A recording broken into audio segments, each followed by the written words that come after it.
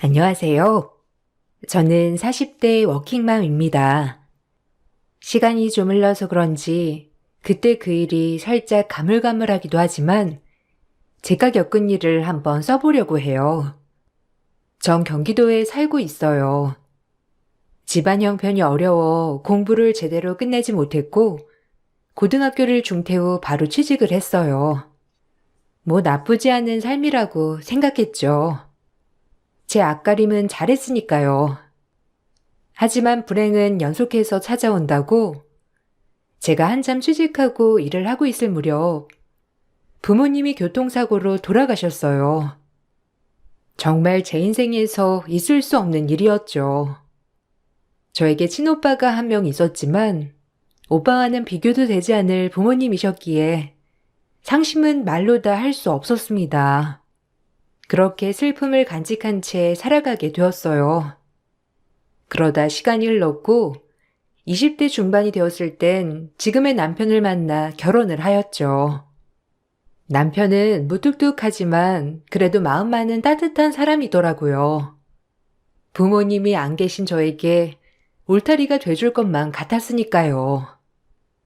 하지만 결혼 전 그렇게 울타리가 되어주겠다던 남편은 결혼을 하고 보니 어디에도 없더라고요. 제 울타리는 없었어요. 부모도 없는 전에 고아 아니야? 그런데 고등학교까지 중퇴해? 내가 널 어떻게 키웠는데 저런 애를 며느리로 데리고 오냐? 뭐 우리 집도 없이 사는 건 마찬가지인데요. 그냥 그러려니 하세요. 그래도 말 잘 듣는 며느리가 낫지. 조금 머리에 들은 거 있다고 아는 척하는 며느리가 낫겠어요? 전 그냥 애 잘 키워주고 집에 복종 잘할 와이프가 필요하다고요. 네 말도 맞지만 아니 웬만해야지. 안 그래? 어디 저런 애를. 아휴, 모르겠다. 네가 그렇게 좋다고 하면 마음대로 해. 그래도 나한테 많은 거 바라지 말아라. 난 마음에 안 들어. 고등학교도 제때 못 나온 애가 어디 사회생활이나 제대로 할 수 있겠니? 그래도 자기 분야에서 일도 잘하고 나름 성실해요. 너무 그렇게만 생각하지 마세요, 엄마. 뭐 제가 더 잘할게요. 전 무난한 남편을 만나 결혼을 한다고 생각했지만 친오빠는 마음에 안 들다고 하더라고요. 그때 당시 친오빠는 돈을 많이 벌기 위해 이일저일 안 해본 거 없이 노력 중인 사람이었어요. 아무래도 부모님도 안 계시는데 하나뿐인 여동생 시집갈 돈도 마련해줘야 하고 어깨에 많은 짐을 짊어진 것 같았죠. 그런 오빠에게 고마운 마음도 있었지만 미안한 마음도 있었어요. 남편은 마음에 들어하지 않았지만 제 한마디에 오빠는 결혼을 허락해 주었고 저에게 결혼 자금도 보태 주었습니다. 참 네 남편 그렇게 마음에 안 들어. 눈빛도 그렇고 아마 부모님이 살아계셨으면 좋아하진 않으셨을 텐데. 네가 그렇게 좋다고 하니 허락하는 거야. 알겠지? 대신 행복하게 살아. 혹시라도 힘들면 오빠 찾아오고. 이 세상에 너랑 나밖에 없잖아. 오빠 고마워. 그래도 형수 씨 착한 사람이야. 부모님도 안 계신 나를 따뜻하게 맞아주는 사람. 나 잘 살게 두고 봐. 네가 그렇다면 된 거지. 어쨌든 힘들거나 하면 오빠 찾아와. 무조건 오빠는 네 편이니까. 알겠지? 그래야 돌아가신 부모님들도 두 다리 쭉 뻗고 계시지. 아유, 언제 이렇게 커서 시집을 간다고 하고. 참 기특하다, 기특해. 잘 살아, 이거사. 그리고 이 돈은 너 시집 갈 때 쓰라고 모아놓은 돈이야. 큰 돈 아니지만 그래도 보탬이 될 거다. 이거 보태서 시집 가. 에이, 오빠도 돈 없으면서 무슨 이걸 나한테. 아니야, 나도 돈 모았어, 진짜. 괜찮아. 오빠도 어려운데 참. 내가 해주고 싶어서 그래. 하나뿐인 동생이 시집 간다는데 이 정도도 못 해줄까? 그러니까 얼른 받아. 오빠 발 떨어진다.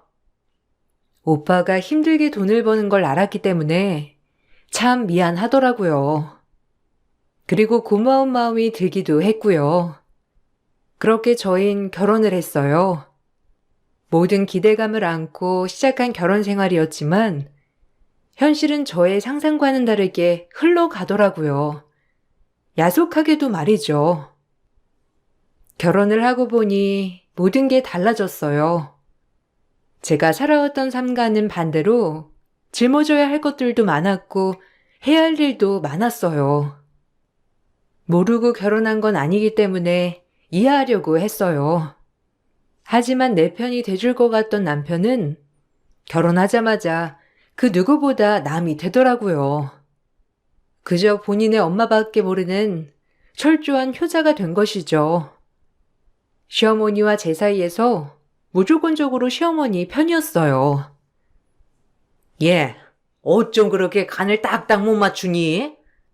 이게 엄마 없는 티가 나는 건가? 대충 넣어도 맛있겠다, 안 그래? 한다고 했는데 어머니 입맛에 안 맞으시나 봐요. 보완할 좀 있으면 말씀해 주세요. 다음엔 참고해서 양념장 넣을게요. 그게 말로 해준다고 되니? 요리는 머리만 있으면 한다는데 머리가 모자라는 건지 어쩜 이렇게 싱겁고 짜고 아휴. 그러게 집에서 요리 연습 좀 해라. 시집온 지 그래도 몇 달인데 아무것도 할 줄 모르면 되냐? 네가 하는 일인데 이제. 뭐? 내가 반만 하는 사람이야? 당신 말 다 했어? 너무하다 진짜. 당신이 그렇게 말하면 나 너무 서운하지. 어머 얘 좀 봐. 이게 누구 앞에서 서방을 쥐잡듯이 잡으려 들어? 너 그렇게 배웠냐? 어? 어른 앞에서 그러라고 배웠어? 남편 말이 어이가 없더라고요.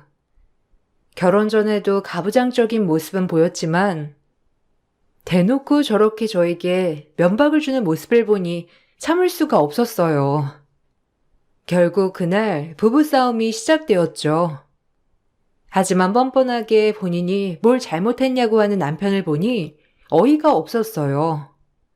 그리고 제가 조금의 투정이라도 할라치면 시어머니는 득달같이 저에게 화를 내셨죠.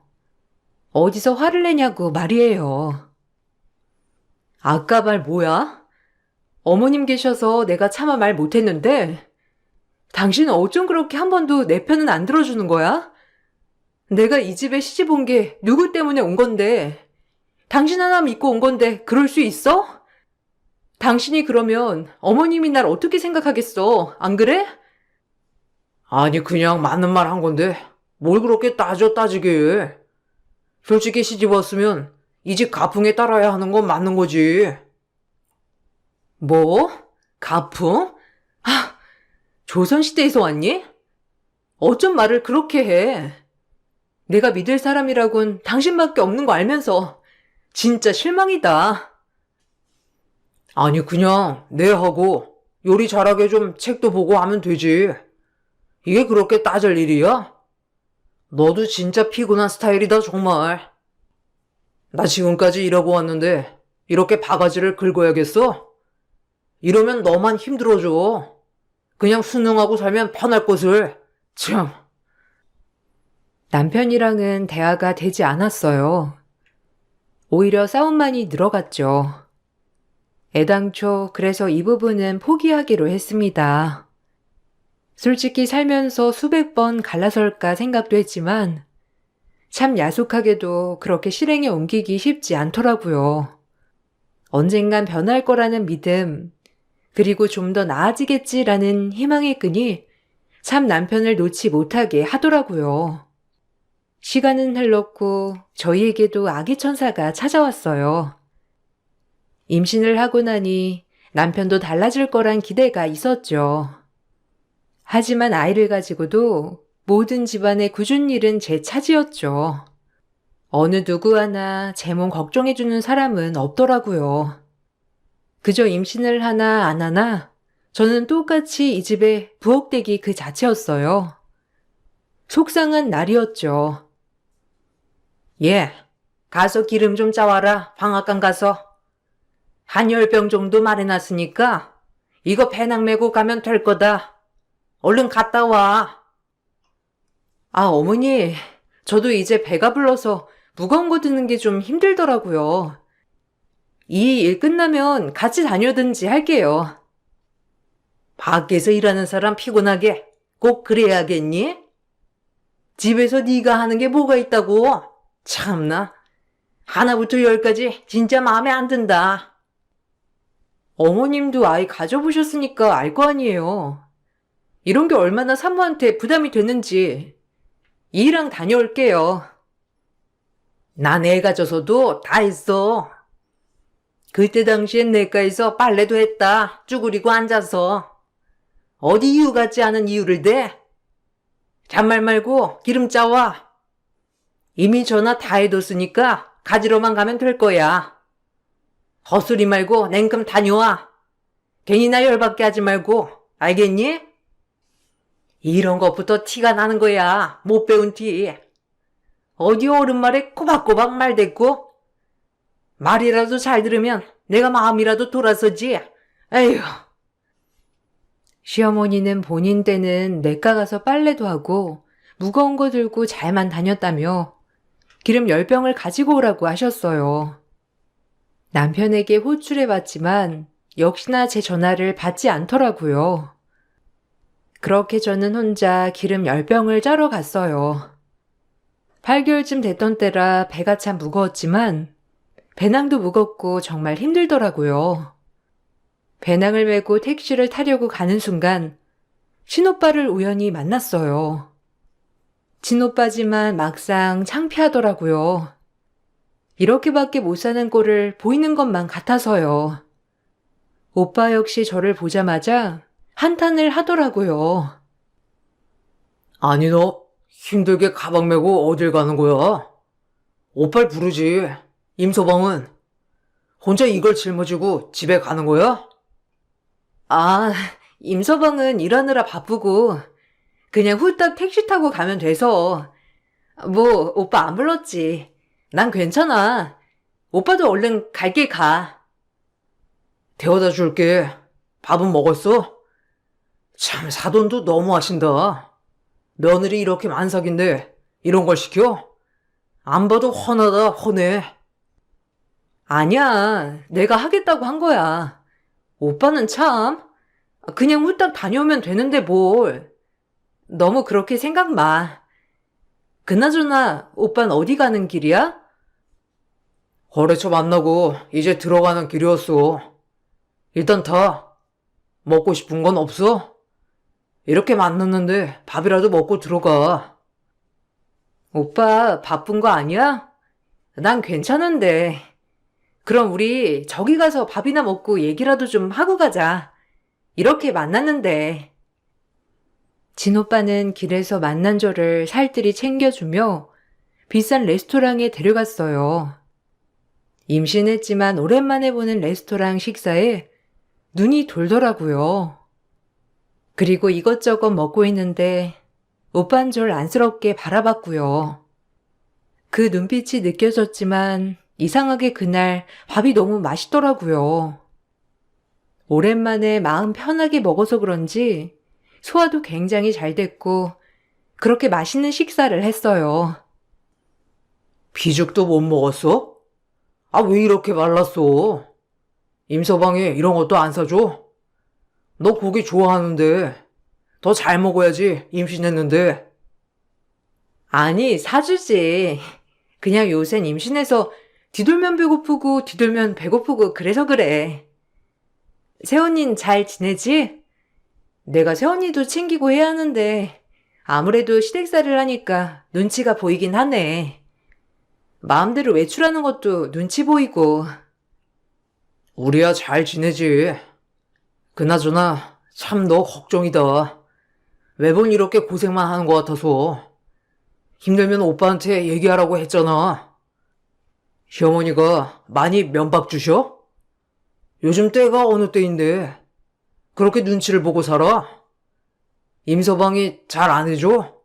그래서 그런 거야? 아니야. 나 힘든 거 없어. 진짜야. 오늘은 우연히 그렇게 된 거고, 오빠가 생각하는 것보다 나 진짜 잘 살고 있으니까 걱정 마. 그래도 어른 모시고 사는 게 아무래도 쉬운 게 아니긴 하지. 그래서 그래. 나름 그래도 잘 살고 있으니까 걱정 마, 오빠. 절 너무나도 걱정하는 오빠이기에 애써 둘러댔지만 오빠 마음이 참 고맙더라고요. 결혼하고 매번 바쁘다는 핑계로 자주 만나진 못했지만 핏줄이라는 게 뭔지 참 그날 서로의 얼굴만 보고도 알 수 있었죠. 그리고 그날을 뒤로하고 전 만삭이 되어 아이를 낳았어요. 건강한 사내 아이였습니다. 아이를 낳자 시어머니는 더욱더 이해 안 되는 행동을 많이 하시더라고요. 오히려 제가 이 집안의 외부인인 것처럼 취급했어요. 철저히 저를 배척하고 손자를 품에 안으시려고 하셨죠. 이해가 가지 않았습니다. 오늘은 내가 애 데리고 잘 거니까 넌 알아서 자라. 우리 귀한 장손 네 손에 맡기면 되겠어? 이 할미 손에 커야지. 네? 제가 엄마인데요. 잠투성이 심해서 자다 깨면 저만 찾아요. 제가 재울게요. 어머님, 밤잠 깊으셔서 아이께도 잘 못 달래주시잖아요. 그냥 편하게 주무시고 아기는 제가 챙길 테니 이리 주세요. 그리고 제가 엄마인걸요, 어머님. 뭐야? 아니, 할머니가 손주 좀 끌어안고 자겠다는데 싫다는 거냐? 참나. 이런 게 며느리 살이구나. 아주 기가 막혀. 그게 아니라 애가 잠투정이 심하니까 제가 데리고 자야죠. 그리고 애가 저를 찾기도 하고요. 어머님은 낮에 보세요. 됐다니까. 세훈이 내가 참기마. 너도 참 임시 집안 핏줄 내가 챙겨야지. 넌 성도 다른 남이나 마찬가지야. 알아? 시어머니는 극구 거절하며 아들을 주지 않더라고요. 그렇게 전 아들의 엄마인지 부모인지 모를 정도로 살았어요. 제가 조금이라도 아이를 데려갈라 치면 시어머니는 아이를 어떻게 해서든지 주지 않으려고 했고 오로지 본인 품에서만 놀게 하더라고요. 그렇게 시간이 지나자 같이 살고 있음에도 불구하고 아이가 저한테 낯을 가리더라고요. 정말 기가 막힌 나날이었죠. 남편에게 하소연을 해보아도 남편은 복에 겨운 소리를 한다며 저에게 오히려 면박을 주는 나날이었어요. 그때 살짝 우울증이 왔던 것 같기도 해요. 남편과 시어머니의 성화에 정말 이게 맞는 건가 싶기도 하는 생각도 들었거든요. 우울한 날들이었어요. 내가 세훈이 엄마인데 어머님이 자꾸 세훈이를 너무 감싸고 도니까 세훈이가 나한테 낯을 가려. 문제 있는 거 아니야? 참 복에 겨운 소리 한다. 남들은 애 안 봐준다고 하는데 넌 엄마가 애 봐줘도 그러냐? 참나. 이러니까 잘해줘도 소용이 없다는 거야. 엄마가 얼마나 힘들겠어. 연세도 많은데. 그런데도 불구하고 손자라고 그렇게 봐주시고 있는데 고맙게 생각하지 못할 망정 복에 겨운 소리나 하고 앉아있고. 생각하는 게 왜 이렇게 짧아? 진짜 애다 애야. 어디 어른이라고 할 수 있겠냐? 정말 내가 시어머니가 하는 행동에 고마워해야 하는 건가라는 생각이 잠깐 들기도 했습니다. 하지만 시어머니의 그런 과잉 사랑은 아니라고 생각했기에 제가 많이 바로 잡으려고 했던 것 같아요. 혼자만의 발버둥을 친 거였지만요. 세훈이, 엄마가 유치원 다녀왔으면 손부터 씻으랬지? 얼른 손 씻고 와. 엄마가 간식해줄게. 손 깨끗이 빡빡 닦아야 해. 싫어. 할머니한테 해달라고 할 거야. 엄마는 맨날 나보고 이거 해라 저거 해라만 하고 할머니는 다 해준단 말이야. 세훈이 너 자꾸 이럴래? 네가 이제 7살이면 혼자 하는 것도 있어야지. 자꾸 이렇게 떼쓰면 혼나? 응? 이제 형아인데. 예, 넌 왜 그러니? 어쩜 그렇게 애를 못 봐? 세훈이 이리 와. 할미가 다 해줄게. 부엌에서 얼른 간식이나 가져와. 늘 이런 식이었어요. 아이는 이제 제 말도 안 듣더라고요. 이 집안에서 저는 철저히 왕따인 것 같았습니다. 외롭더라고요. 아이마저도 늘 할머니 품에서 나오질 않으니 제가 정말 식모가 된 기분이었죠. 그러다 사건 하나가 있었어요. 친정 오빠가 하는 사업이 점차 잘 되었고, 그런 오빠는 저희에게 금전적으로 도움을 많이 주려고 하더라고요.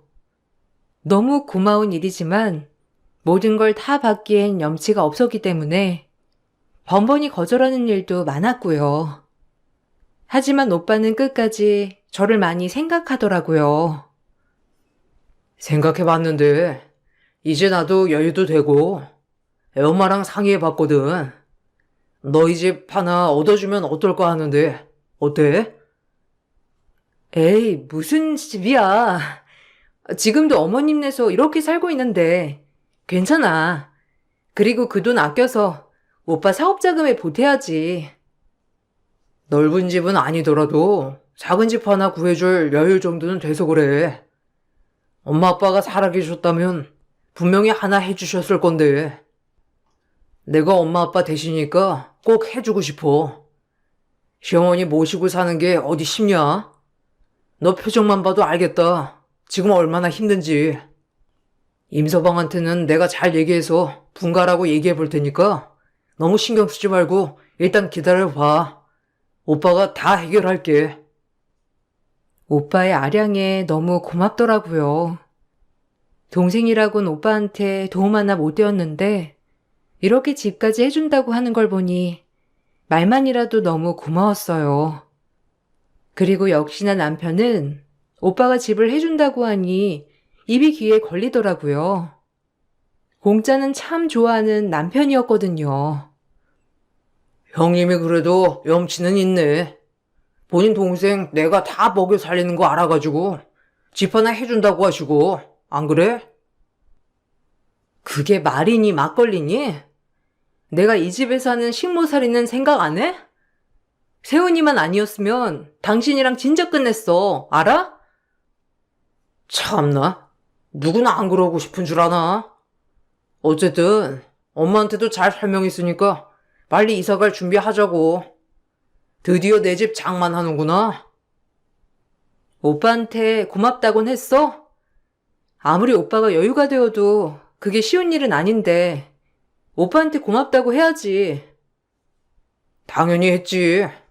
그래도 뭐 내가 공짜로 받는 것도 아닌데 뭐. 안 그래? 너 여태까지 먹여 살렸잖아. 그럼 된 거지. 남편은 드디어 우리 집이 생기는 거냐며 염치 불구하고 받겠다고 덥석 그 집을 받았고요. 남편의 행동이 마음에 들진 않았지만 새 식구 처음으로 나가 사는 거니 저도 설레더라고요. 뭔가 다른 삶을 살 수 있겠다 싶기도 했고 일단 아이와 조금 더 친밀해질 수 있겠다는 생각이 들었고요. 집을 해놓고 이사까지 완료가 되었어요. 기쁘더라고요. 하지만 어머님은 집 명의를 가지고 왈가왈부 하시더라고요. 뻔뻔하게 말이죠. 그 모습을 보니 정말 화가 나더라고요. 이 집안의 윈패는 어디까진가 하고요. 너희 오빠가 해줬지만서도 집 명의를 남자 이름으로 해야지. 어디 여자 이름으로? 아휴, 못 빼어먹은 집구석 같으니라고. 저희 오빠가 힘들게 돈 벌어서 해준 집인데 당연히 제 이름으로 해야죠. 저를 보고 해준 건데. 그리고 부부 사이인데 네 집 내 집이 어딨나요? 이번 주 일요일에 집들이 할 거니까 놀러 오세요, 어머님. 어머님이 좋아하는 거 많이 해둘게요. 뭐야? 아주 버르장머리를 다 고쳐서 내보냈어야 했는데 또박또박 말댔고. 아휴, 마음에 드는 구석이라고는 없다. 막말로 네가 그동안 우리 아들 등에 말대 꽂고 산 생각은 안 해봤니? 당연히 네 남편 명의로 집을 해야지. 아유, 속상해 정말. 빨대라뇨? 제가 이 집에서 밥하고 빨래하고 한 생각은 안 하세요? 그거 임금으로 치면 어머님 저한테 한 달에 300만 원은 넘게 주셔야 하는 거 모르세요? 돈으로 따지자면 그렇죠. 참나, 이제 와서 빨대라니 기가 막히네요. 말을 하셔도 없고. 너무 기가 막혀 저도 막말을 했어요. 제 막말이 끝나자 시어머니는 엄청 화가 난다는 듯이 막무가내로 때리려고 하시더라고요. 역설과 막말을 하셨어도 한 번도 때리려고 한 적은 없었기 때문에 어머님의 행동에 놀랐죠. 그리고 더 이상 여기 있으면 사달이 날 것 같아 시어머니를 피해 분간 집으로 먼저 갔습니다. 도망 나온 거죠. 그리고 집으로 들어가 남편에게 하소연을 했어요. 아, 이제 하다하다 어머님이 내 뺨까지 치려고 했던 거 알아? 나 진짜 기가 막혀서 말도 안 나왔어. 어떻게 그러실 수 있어? 뭐? 엄마가? 네가 분란을 만들었겠지. 그래서 엄마 그냥 두고 나온 거야? 너도 참 너다. 나한테 무슨 말을 듣고 싶었어? 남편은 이 말을 끝내자마자 시어머니한테 전화를 하더라고요. 그리고 그 뒷이야기가 경악스러웠습니다. 정말 여기서 우리 관계는 끝이 났다고 생각했어요. 아들의 아빠로서 남편으로서 꼭 제가 붙잡고 있던 실말의 기대감조차 사라졌거든요. 엄마, 얘 집으로 왔으니까 집으로 와요. 우리 집 비번 알지? 내가 문자로 남겨놓을게. 얼른 와서 할 얘기 있으면 해요. 남편은 전화를 끊었고 저에게 어머님과 얘기를 하라고 하더라고요. 절 감싸줘도 모자랄 판에 대놓고 적장에 저를 던지는 남편을 보니 정말 정이 다 털렸습니다. 그리고 전 울면서 얘기를 했어요. 이제 이 관계도 다 끝내자고 말이에요. 아, 지금 뭐 하는 거야? 당신한테 이런 얘기도 못하고 우리 관계는 진짜 끝이다, 끝이야. 더 이상 당신한테 거는 기대조차 없어, 알아? 어떻게 한 번이라도 내 편 들어줄 생각을 안 하니? 정말 나는 너한테 뭐니 도대체? 끝내자 그냥. 아니, 엄마가 하실 말씀이 있는데 네가 그냥 온 거 아니야? 아, 그러니까 와서 얘기 끝내라고 한 거지. 어른 말은 끝까지 들어야지. 이렇게 얄밉게 얘기하더라고요. 그리고 그때 도록 소리가 열리며 문이 화들짝 열렸어요. 친정 오빠더라고요. 친정 오빠는 밖에서 모든 얘기를 다 들었다는 듯이 남편에게 그대로 주먹을 내리꽂았어요. 남편이 질겁하며 피를 토하기 시작했죠. 저 역시 놀랐지만 속은 시원하더라고요. 남편은 억울하다는 듯이 저희 오빠에게 피를 토하며 따지기 시작했어요. 뻔뻔하게 말이에요. 내 동생을 봐서 여러 번 기회를 준 건데 넌 인간 말종이다. 더 이상 살 가치가 없어. 그냥 둘이 끝내. 그동안 안 봐도 비디오야. 내 동생이 어떤 수모를 견뎌왔는지 너 같은 남편은 필요 없으니까 넌 마저도 써. 내 주변 인맥 동원해서 너 매장될 각오해. 그리고 이 집에서 당장 나가. 뻔뻔하게 네가 이 집에서 살 자격이나 있을 것 같아? 당장 꺼져. 알겠어? 아이씨, 아파. 아니 형님, 말은 들어보셔야죠. 아, 옳은 말 무시하는 제가 더 문제지. 제가 문제인가요? 닥쳐. 나도 많이 참았어. 진짜 너랑은 끝이야. 알아? 뻔뻔하고 쓰레기 같은 놈. 절대 용서 안 할 거야. 알겠어? 내가 가만히 맞고만 있을 줄 알아? 절대 용서 못해. 이렇게 나 때린 거 벌받게 할 거니까. 내가 가족이라고 선처해 줄 줄 알아? 어디서 주먹을 휘둘러 이것들이 쌍으로. 아주 깡패남매 납셨네. 가만 안 둬. 알겠어? 아휴, 이 피 좀 나는 것 봐. 이 나쁜 것들. 제 말이 끝나자마자 시어머니도 남편이 알려준 대로 집에 오시더라고요. 시어머니는 남편의 꼴을 보더니 다짜고짜 저희 오빠 뺨을 날렸죠. 저 역시 그 모습을 보고 눈이 돌아 시어머니 머리채를 잡고 내동댕이 쳤고요. 그야말로 넷이서 뒹굴뒹굴하는 싸움 한판이었습니다. 정 그동안에 당한 분노로 시어머니를 박살내 버렸어요. 머리끄덩이고 뭐고요. 그리고 결국 경찰이 오게 되었고 다행히 폭행은 쌍방으로 합의 볼 것은 없었어요. 오히려 다행이라고 해야 할까요? 그리고 저희는 이 소송을 준비해 나갔습니다. 정말 힘든 싸움이더라고요. 친권과 양육권까지 걸린 문제였어요. 그리고 전 변호사를 만나 그동안 시어머니에게 당한 언어폭력과 정신적 피해보상 위자료까지 소송을 걸었어요. 한 3년은 걸렸어요. 다행히 법원은 제 편을 들어주더라고요. 그때 얼마나 마음이 기쁘고 안도가 되던지 길고 긴 소송은 그렇게 막을 내렸죠. 남편과 시어머니는 분개하더라고요. 모든 것이 제 뜻대로 돌아가자 이제서야 마음의 안도가 놓이더라고요. 엄마 아빠가 돌아가신 뒤부터 늘 불안에 치여 살았는데 그날 잠을 푹 잤습니다. 정말 모든 우울과 힘듦이 다 씻겨 내려가는 것 같았어요. 그날 얼마나 잠을 잤는지 몰라요, 정말. 내가 뭘 잘못해서 저딴 거한테 위자료를 줘야 한다는 거야. 대한민국 법이 이따위면 되겠어? 참나. 아니, 기가 막히네. 내가 받아야지 위자료는. 부모도 없는 거 데려다가 며느리 시켜주고 사람 만들어놨으면 안 그래? 아! 엄마, 그만 좀 해요. 여기서 일해봤자 들어준 사람 일도 없으니까. 항소할 거야. 너 기다려. 이대로 못 끝내. 알겠어? 마음대로 해. 모자가 쌍으로 염치가 있어야지. 평생을 그렇게 살아. 그냥 둘만의 세상에서. 그리고 위자료랑 양육비 꼭 보내. 알겠어?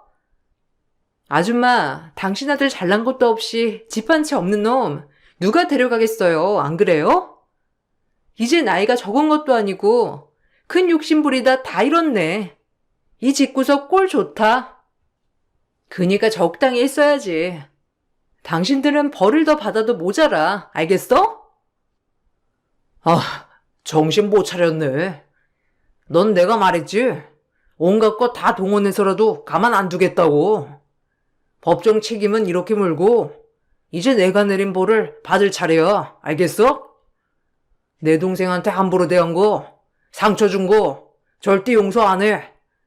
어디 저런 놈이 감히?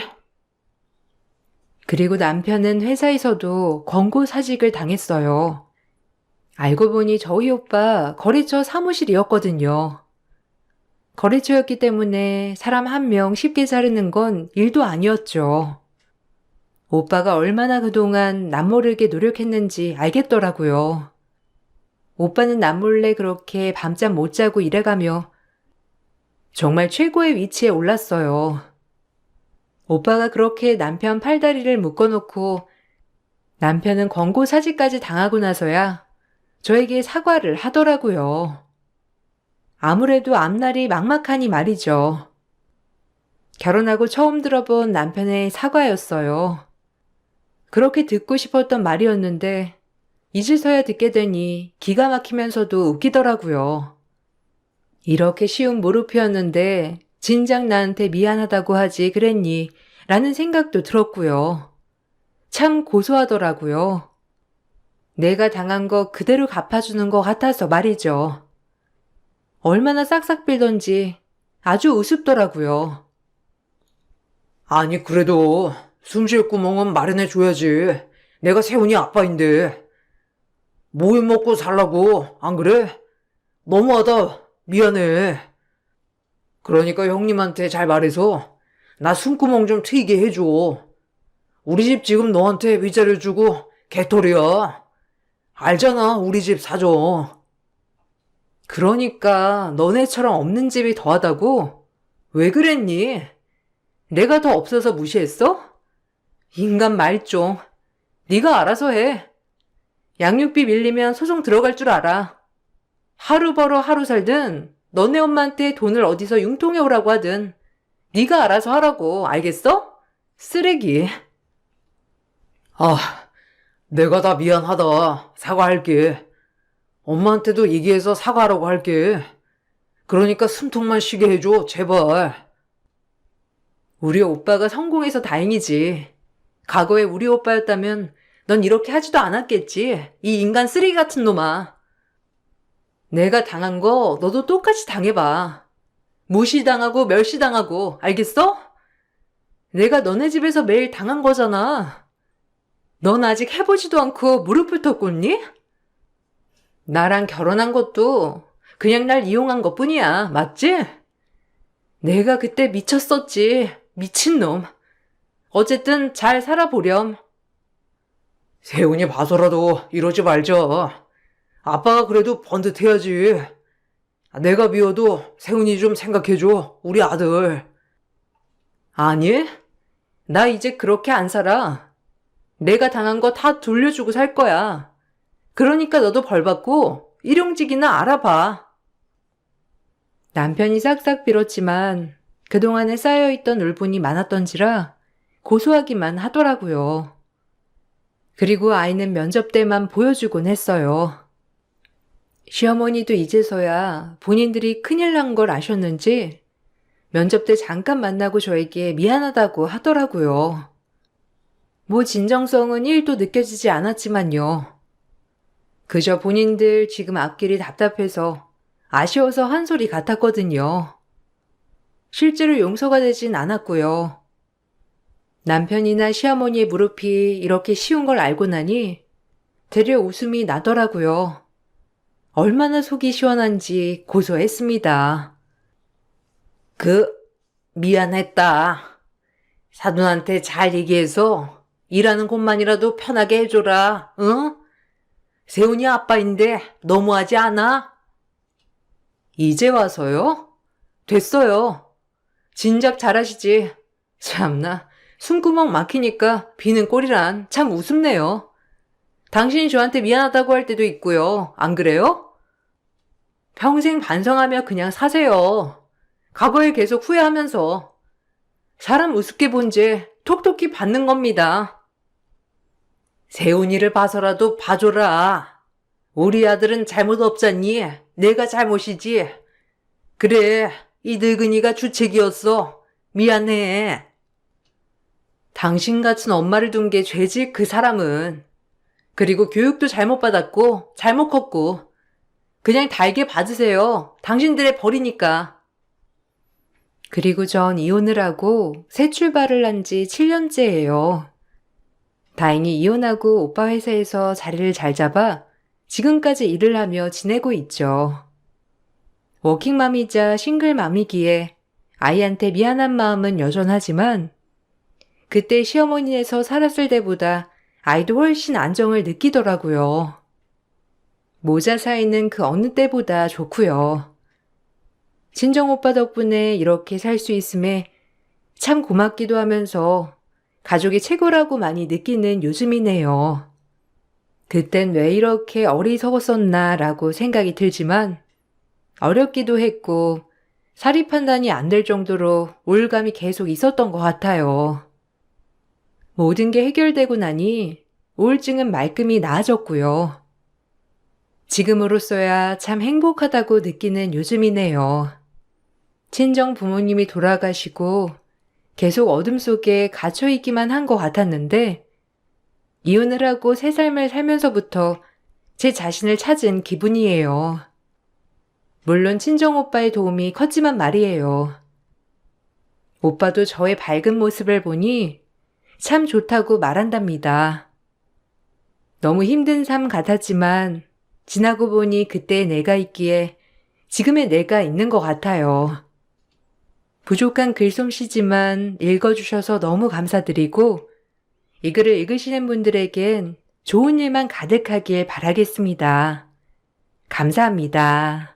안녕하세요. 수원에 살고 있는 여성이에요. 남편과는 우연히 알게 되어 연애를 시작했고 결혼을 했어요. 부모님이 귀하게 낳은 늦둥이 딸이라 오냐오냐 하시며 키웠고, 그런 제가 어느 남자한테 시집갈까 늘 노심초사하던 부모님은 제가 결혼을 하고 나서야 한시름 놓으셨답니다. 하지만 그 행복도 오래가지 못했고, 제가 결혼하고 얼마 가지 않아 부모님이 교통사고로 돌아가시고 말았어요. 하나뿐인 외동딸이었던 저는 부모님이 남긴 유산과 생명보험금을 받게 되었지만 돈이 무슨 소용일까요? 가장 천금 같은 부모님을 잃어버렸는데, 부모님을 잃고 나니 결혼은 남편에게 더 의지하게 되더라고요. 그런 마음을 아는지 모르는지 결혼하고 보니 남편은 허운대만 멀쩡했을 뿐 남한테 가시하기 좋아하고 굉장히 말로만 나불대는 사람이더라고요. 호탕한 모습에 반해서 연애를 시작한 거였지만 너무 가시욕이 많은 사람이었죠. 문제는 시댁도 마찬가지로 그런 남편을 아주 떠받들어 모시는데 실로 적응이 되지 않는 모습들이었죠. 제가 생각하기에 어처구니 없었지만 그래도 어찌할 도리는 없었어요. 내 아들이지만 포부도 크고 참 멋지지 않니? 넌 남편 잘 만난 거야. 얼마나 멋있어, 안 그래? 남자라면 포부도 크고 크게 될 아이야. 그러니 너 남편 얼마나 잘 만났니? 뒷바라지랑 내조 잘하거라. 그것만이 네 남편 떠받들 수 있는 기회야. 아, 네, 저도 호탕한 이 성격에 반해서 결혼한 거예요. 그러니 서로 잘하면서 잘 살아야죠. 어머님 말 잘 새겨 드릴게요. 뭐 너희 부모 일은 안 됐다만 어찌할 수 없잖니? 그래도 네가 부모님 돌아가시기 전에 우리 애를 만나서 얼마나 좋아. 그것도 다 네 복이다. 그러니까 우리 애를 그냥 네 부모같이 생각하고 철저히 의지하렴. 그래야지 별 수 있니 네가? 일가 친척이 있어? 아니면 뭐 형제 자매가 있어?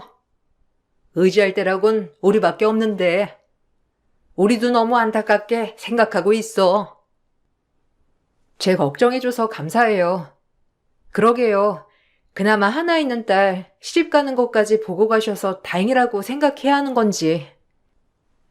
시어머니는 제가 부모님을 잃은 것에 안타까워하시며 이제부터 남편에게 철저히 모든 것을 의지하라고 하시더라고요. 뭐 가족이 되었고 남편이니 그러려니 했지만 남편은 저에게 잘해주는 거와는 별개로 친정 부모님이 돌아가신 유산을 많이 탐을 냈습니다. 처음엔 부모님이 돌아가시고 경황이 너무 없어 모든 걸 남편이 말하는 대로 했지만 정신을 차리고 보니 어느새 제가 남편 말만 듣고 있더라고요. 이건 아니다 싶어 저 역시 제가 해야 할 것들을 개척해 나가려고 시도를 많이 했어요. 하지만 그때마다 남편은 제 걱정이랍시고 절 아무것도 못하게 하며 집에서 정신을 쏙 빼놓더라고요. 전 그때까지만 해도 그게 저를 위해서 그런 줄 알았죠. 지금 와서 돌이켜 생각해보니 그저 절 위해서가 아닌 본인을 위해서 그런 거였더라고요. 자기 아버님, 어머님 생명보험금 받은 거 혹시 나 좀 빌려줄 수 있을까? 나 지금 일하는데 자금이 부족하거든. 생명보험금을? 그건 아니지. 다른 것도 아니고 부모님 목숨값인데 얼마나 필요한데? 그리고 지금도 잘 되고 있는 회사 자기가 무리하게 확장하는 거 아니야? 굳이? 그건 아닌 것 같아. 조금 더 안정되고 생각해보자. 아예 안 된다는 게 아니고. 넌 내가 잘 되길 바라긴 하는 거냐? 내가 그동안 네가 하도 슬퍼해서 말을 안 했는데 너무한 거 아니야? 너도 이 집 구성원이면 나한테 도움이 돼야 할 거 아니야? 네가 이 집에서 하는 일이 뭐야? 이런 거라도 해야지. 무슨 말을 그렇게 해?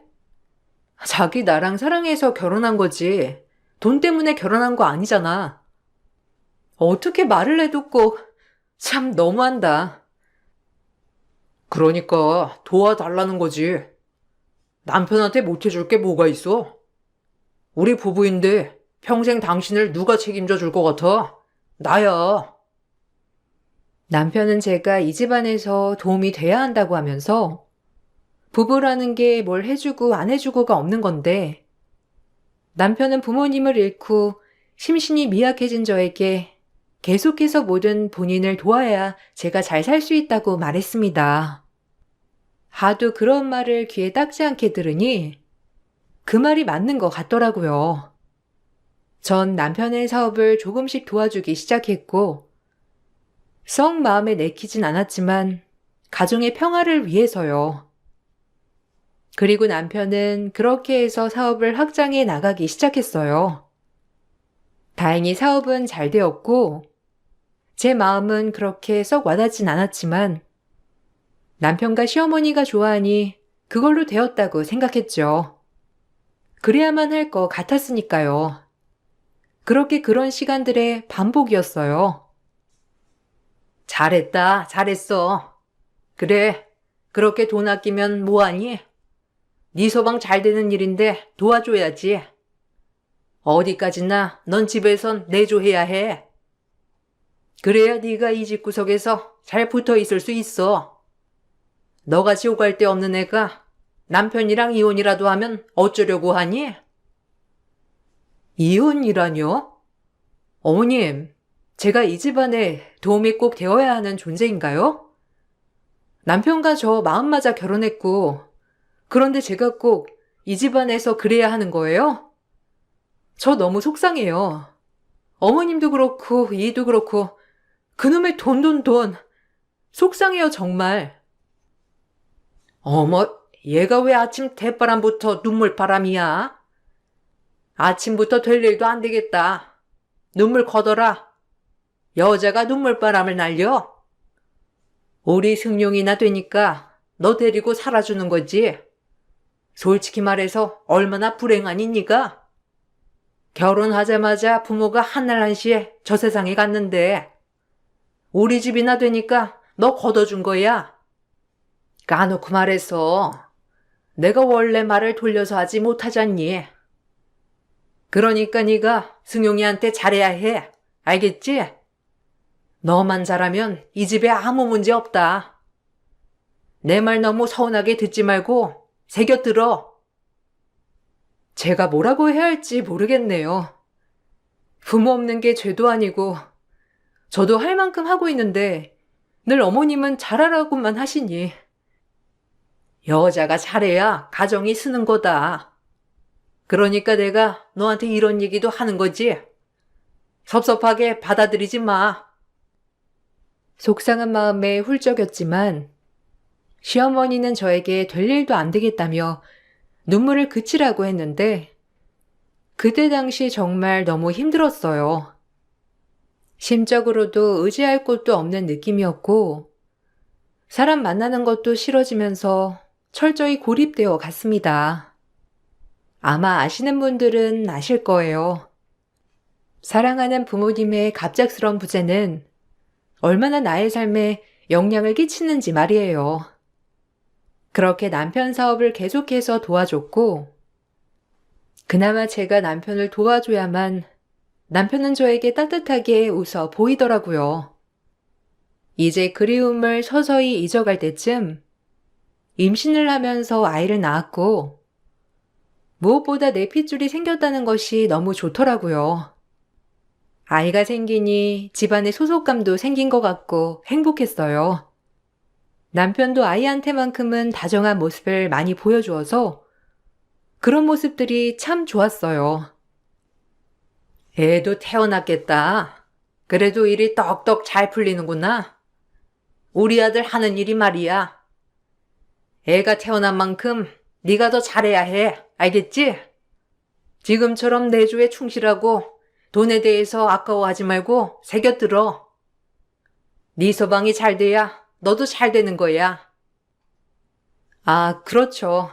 뭐 아이 태어났으니 부단히 더 노력하고 잘 살아야죠. 걱정 마세요. 저희가 다 알아서 할게요. 너 재산은 얼마 정도 남았니? 뭐 딱 너한테만 남겼다고 생각 말아라.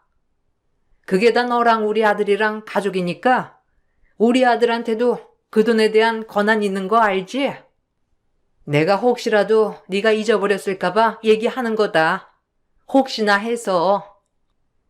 어머님은 제 얼굴 볼 때마다 돈 얘기만 하시는 것 같아요. 저만 보면 돈 얘기밖에 생각이 안 나시나요? 너무해요, 정말. 아니, 말이 그렇다는 거지. 참, 너도 꼭 그런 식으로 받아들이더라. 우리 아들이 잘 돼야 네가 잘 되는 거니까 두루두루 말한 거야. 시어머니는 늘 저와 대화 끝에 친정 유산에 대해 언급하셨고, 그럴 때마다 마음이 썩 좋지는 않더라고요. 그렇다고 화를 낼 수도 없는 노릇이었고, 그저 저희 아이를 키우며 남편과 행복하게 살기만을 바랬습니다. 그러던 중 남편이 이번에 나이를 위해서 마당이 딸린 전원주택으로 이사를 가자고 하더라고요. 무리하게 요구만 하는 남편에게 이번엔 따끔하게 얘기했어요. 제가 따끔히 얘기하자 남편은 오히려 역정을 내며 저에게 뭐라고 했고, 역시나 저를 이상하게 몰아가는 투로 말했죠. 자기 수중에 돈이 있으면서 나한테 얘기하는 거야? 이사도 좋고 사업 확장도 좋아. 근데 무슨 돈으로 하겠다는 거야? 아니, 뭐, 너도 돈 있잖아. 그리고 꼭 그렇게 돈돈 거려야겠어? 남편 기 좀 살려주면 좀 좋아. 당신 내가 생활비 갖다 주는 게 뭐라고 생각해? 그 돈으로 당신이랑 지 먹고 사는 거 아니야. 그런데 남자 귀를 이렇게 꺾여놔야겠냐고. 참 어이가 없네. 아니, 그게 아니잖아.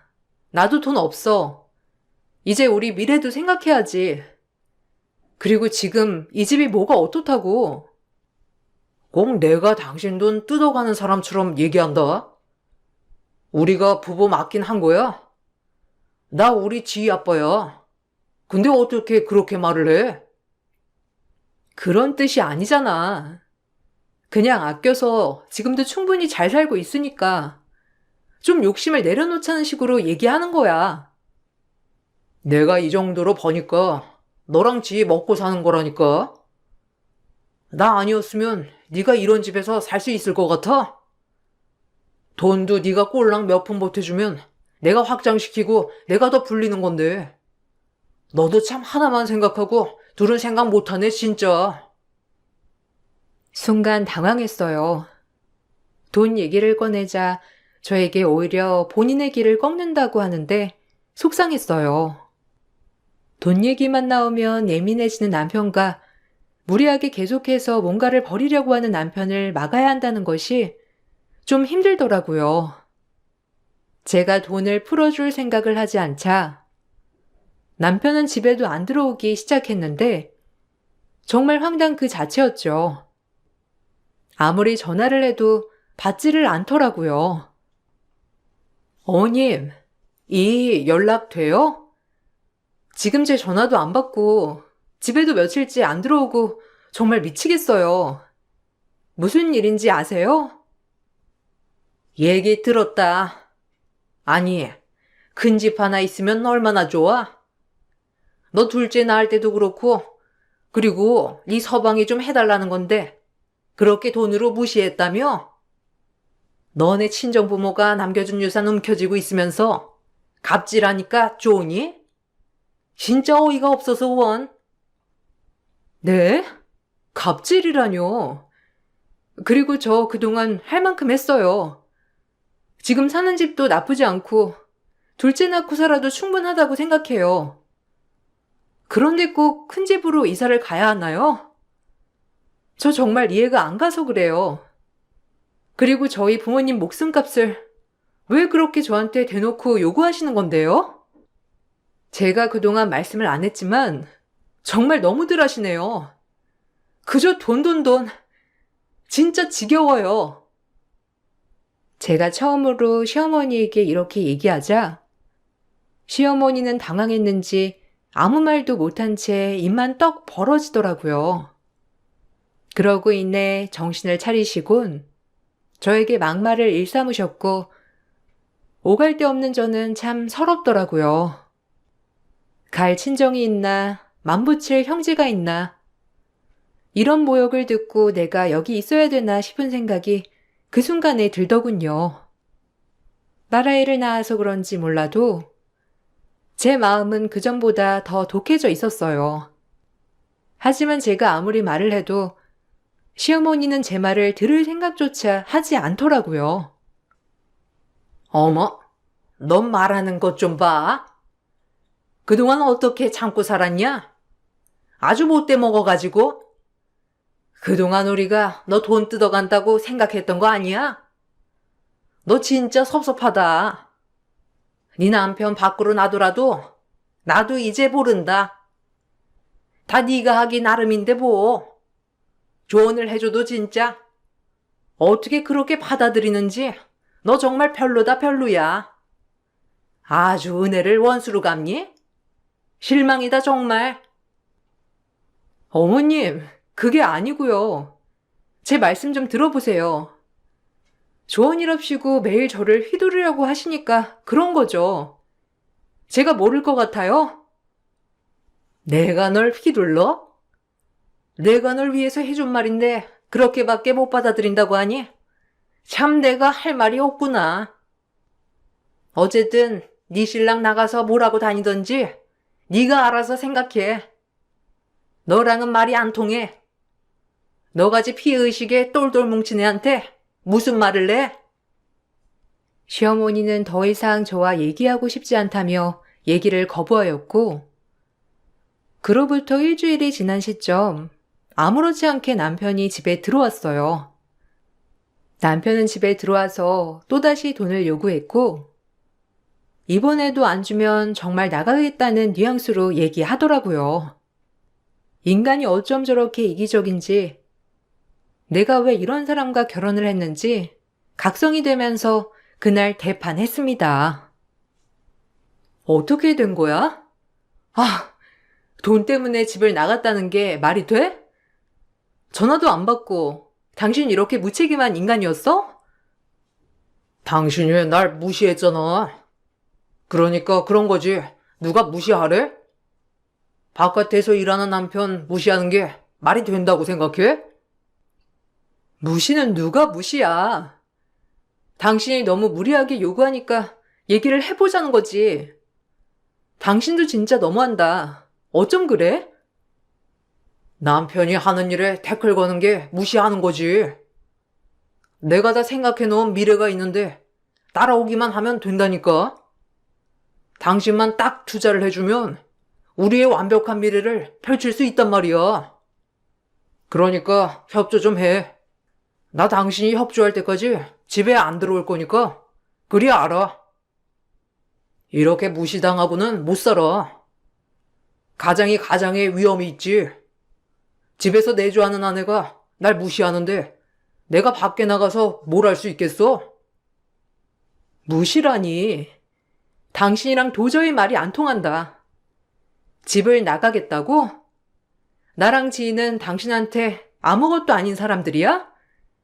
집을 나가든지 이혼을 하든지 마음대로 해. 제 말에 아무 대답도 없었고 그렇게 대판 싸움을 하다 딸아이까지 빌미 삼아 결국 끝끝내 마지막 남은 유산을 가져다가 한적한 땅에 집을 짓기 시작하더라고요. 아주 큰 전원주택이었는데 그렇게 남들에게 보이는 것을 좋아하는 남편은 결국 모든 것을 잃었어요. 그렇게 1년이 채 안 되게 걸린 전원주택 작업이 끝이 났고 마당이 드넓은 집이어서 아이들이 뛰어놀기엔 참 좋긴 하더라고요. 그래, 우리 아빠, 엄마가 마지막으로 남겨주신 집이라고 생각하자라고 애써 생각을 하며 마음을 굳게 먹었어요. 그렇게 저희가 이사를 갔고 딸아이도 넓은 집에서 뛰어노니 참 좋아해서 남편도 역시 본인 말이 맞았다며 한참을 흐뭇해했고요. 이 집에서 이제 우리 딸아이가 쑥쑥 자라기만을 기다려야겠구나 하고 생각하며 즐거운 나날을 상상하며 지냈어요. 차고는 아직 수리 중이니까 이쪽으론 통행하지 말고 현관으로만 통행해. 아무래도 공사하는 사람들이 집주인이 그쪽으로 들락날락하면 얼마나 불편하겠소. 내 말 명심해.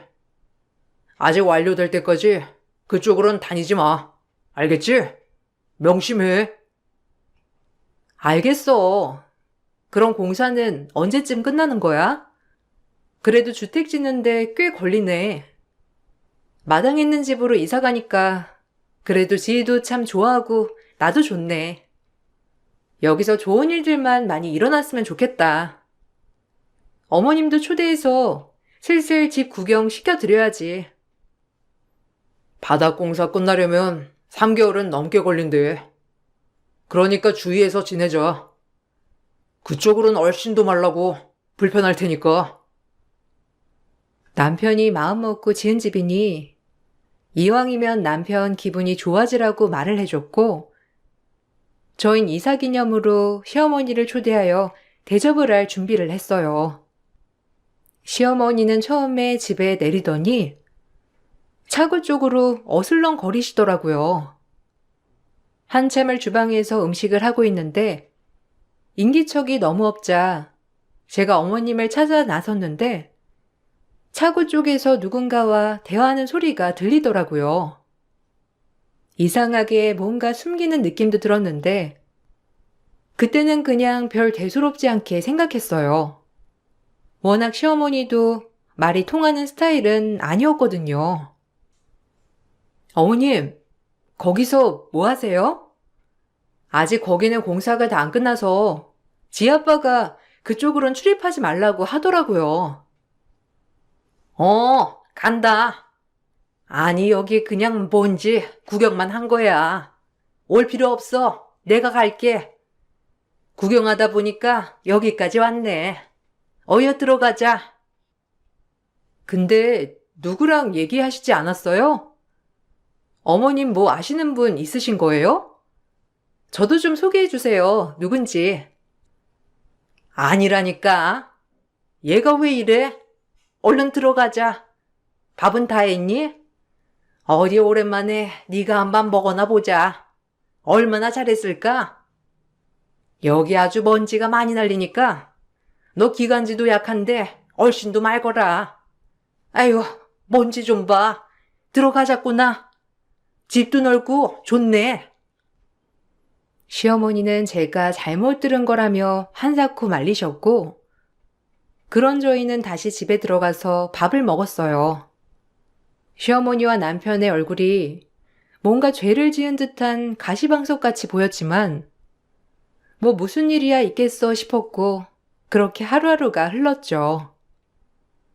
하지만 이상하게도 차고 쪽에서 무슨 소음이 그렇게 나더라고요. 아무리 공사 중이라고 해도 약간 사람들의 소음 같았어요. 이런 부분이 좀 불편했지만 인부들의 말소리인가? 근데 이게 밤까지 이렇게 이어진다고? 라는 생각이 들기 시작하더라고요. 그런 의심의 불꽃이 점차 쌓여서 좀 커져만 갔고 아무리 생각해도 밤마다 조금씩 이어지는 소음이 이해가 가지 않았거든요. 차고 쪽 낮에는 오히려 조용한 것 같은데 저녁부터 좀 시끄러운 것 같아. 원래 낮에 공사 진행해야 맞는 거 아니야? 뭐 밤에 할 수도 있지. 설마 가서 불편하게 한 건 아니지? 이런 게 주인집 갑질이야. 당신 그러니까 행동거지 조심해. 무슨 가진 않았지. 근데 밤에 너무 시끄러우니까 자기한테 먼저 얘기하는 거야. 자기가 좀 주의 좀 줬으면 좋겠어. 알겠어. 그 부분은 내가 알아서 할 테니까 그냥 당신은 지금처럼 집에서 살림하면서 지나 봐. 이런 건 나한테 맡겨. 여자가 나서면 안 되는 거야. 그럼 인부들이 뭐라고 생각하겠어? 가장이 뭐하나 이렇게 생각할 거 아니야. 그러니까 나만 믿어. 좀 밤에 조심하라고 얘기해줘. 지희가 통 잠을 못 자네. 계속 울고 시끄러우니까. 자기가 좀 따끔하게 주의 좀 줘. 남편이 본인만 믿으라는 말에 그러도록 하라고 했지만 날로 가면 갈수록 인기척에 잠을 자지 못하는 지경이 이르렀죠. 저뿐만 아니라 딸아이도 밤마다 울고불고 하는 통에 전 남편이 절대 가지 말라고 했지만 제가 가서 따끔히 주의를 줘야겠다고 생각을 하고 한밤중 그 인기척에 차고문을 열었어요. 차고문을 연 순간 역대급 반전에 그 자리에서 두 눈을 의심하고 말았습니다. 어떻게 이런 생각을 했는지 정말 어처구니도 없고 화도 나고 진짜 어이가 없더라고요. 이게 다 뭐 하는 짓들이야? 이게 뭐냐니까? 당신, 말 좀 해봐. 여기서 뭐 하고 있는지. 지금 내가 본 게 뭐야? 여기 오지 말라니까 왜 왔어? 아니, 당신이 본 거 지금 오해하고 있는 건데 내가 천천히 설명할게. 일단 집에 가 있어. 내가 지금 집에 가 있게 생겼어? 지금 이게 뭐냐고? 제정신이야? 도대체 뭐 하는 짓이냐고? 당신이 이러고도 사람이야? 아니, 넌 여기 왜 왔냐고. 내가 여기 오지 말랬지?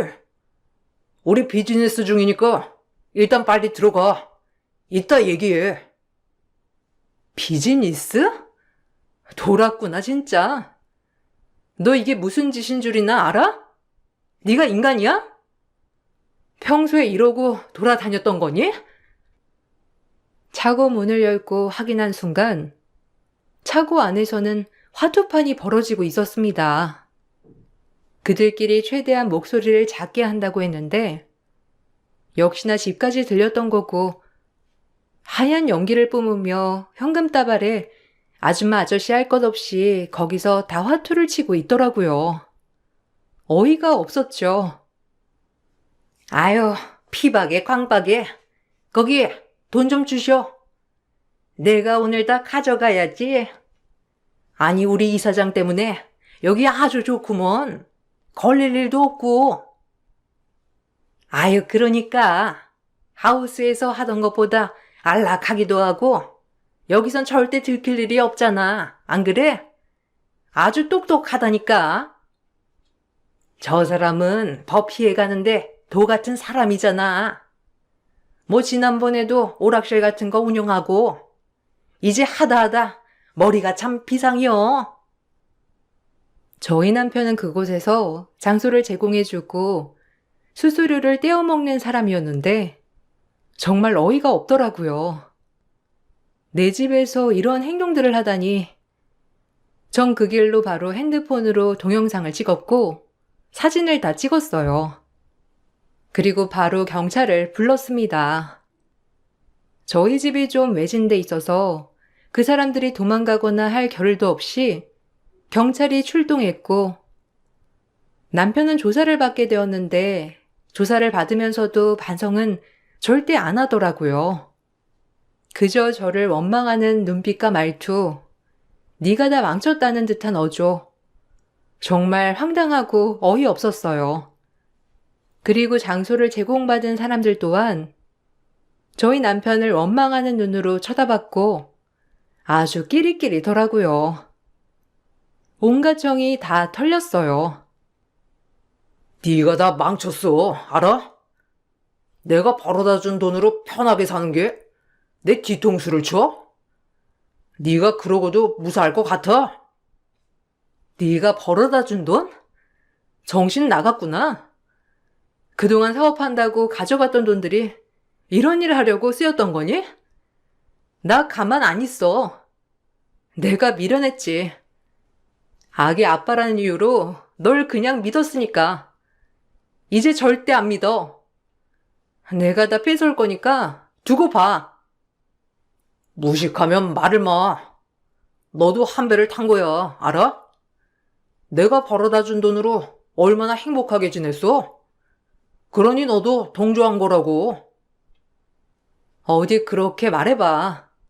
무슨 수를 써서라도 너 콩밥 먹여줄 테니까. 그리고 지희 볼 생각 마. 너 같은 아빠 없는 게 훨씬 나으니까. 전 참고인 조사도 마치고 집으로 향했고, 남편의 금고에서 그동안에 비정상적으로 재산을 취득한 자료들을 모든 증거 자료로 법원에 제출했어요. 주택 매입 또한 몰래 이런 장소를 마련하기 위해서 이렇게 확장을 한 거였더라고요. 그동안 시골 비닐하우스에서만 하던 것들을 아예 이렇게 집을 지어 집안에 따로 차고 형식으로 자리를 마련한 거였죠. 아주 영악한데요? 규모하게 피해 다니면서 계속 수수료 먹고 이런 식으로 재산을 불리고 정말 보통이 아니네요. 네, 몰랐어요, 한사코. 이거 다 증거 자료로 제출할게요. 그리고 이혼 소송도 같이 진행해 주세요. 우리 아이 아빠 할 자격 없으니까요. 경찰과 검찰은 이 모습을 보고 보통이 아니라며 혀를 내두르더라고요. 그리고 전 이혼 소송까지 같이 진행을 했습니다.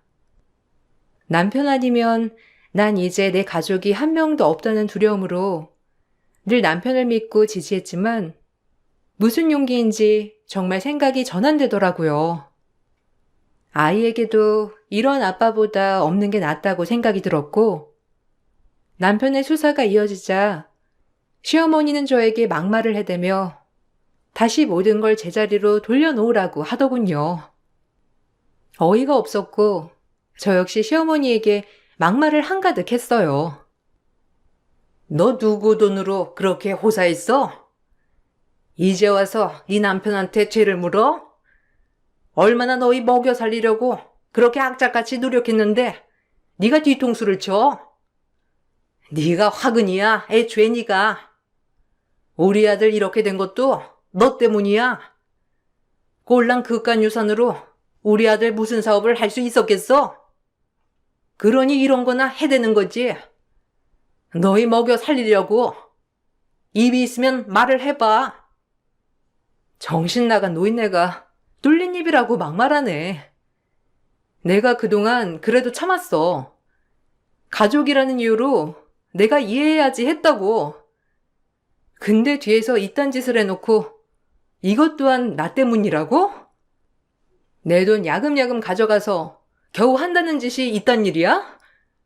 당신도 똑같아. 그때 우리 집 왔을 때 알았겠지? 아니, 그 전부터 알았겠지. 모든 거 다 회수할 거고 가만 안 둬 당신들. 길거리에 나앉을 준비나 해. 절저히 혼자인 네가 뭘 할 수 있겠니? 기들 친정이 있어. 어디 마음 붙일 형제가 있어. 너 혼자 그렇게 애써봐. 그렇게 생각해. 당신 같은 가족을 둘 바엔 안 보는 게 나아. 노망난 할망구야. 재산 토해낼 생각이나 해. 알겠어? 무식해가지고. 전 그 길로 변호사를 찾아가 저희 집 유산을 찾아올 방법을 물색했어요. 그나마 다행인 건 꾸준히 제 통장에서 남편에게 입금했던 거래 내역과 그리고 그 돈으로 시어머니의 집도 사고 했던 것들이 모두 다 나오더라고요. 비정상적인 재산 취득으로 인한 거죠. 변호사는 다 찾아오기는 힘들지만 일부는 찾아올 수 있다고 했고 지금 전원주택도 소송으로 가져오자고 했어요. 전 그렇게 남편과의 길고 긴 싸움을 했습니다.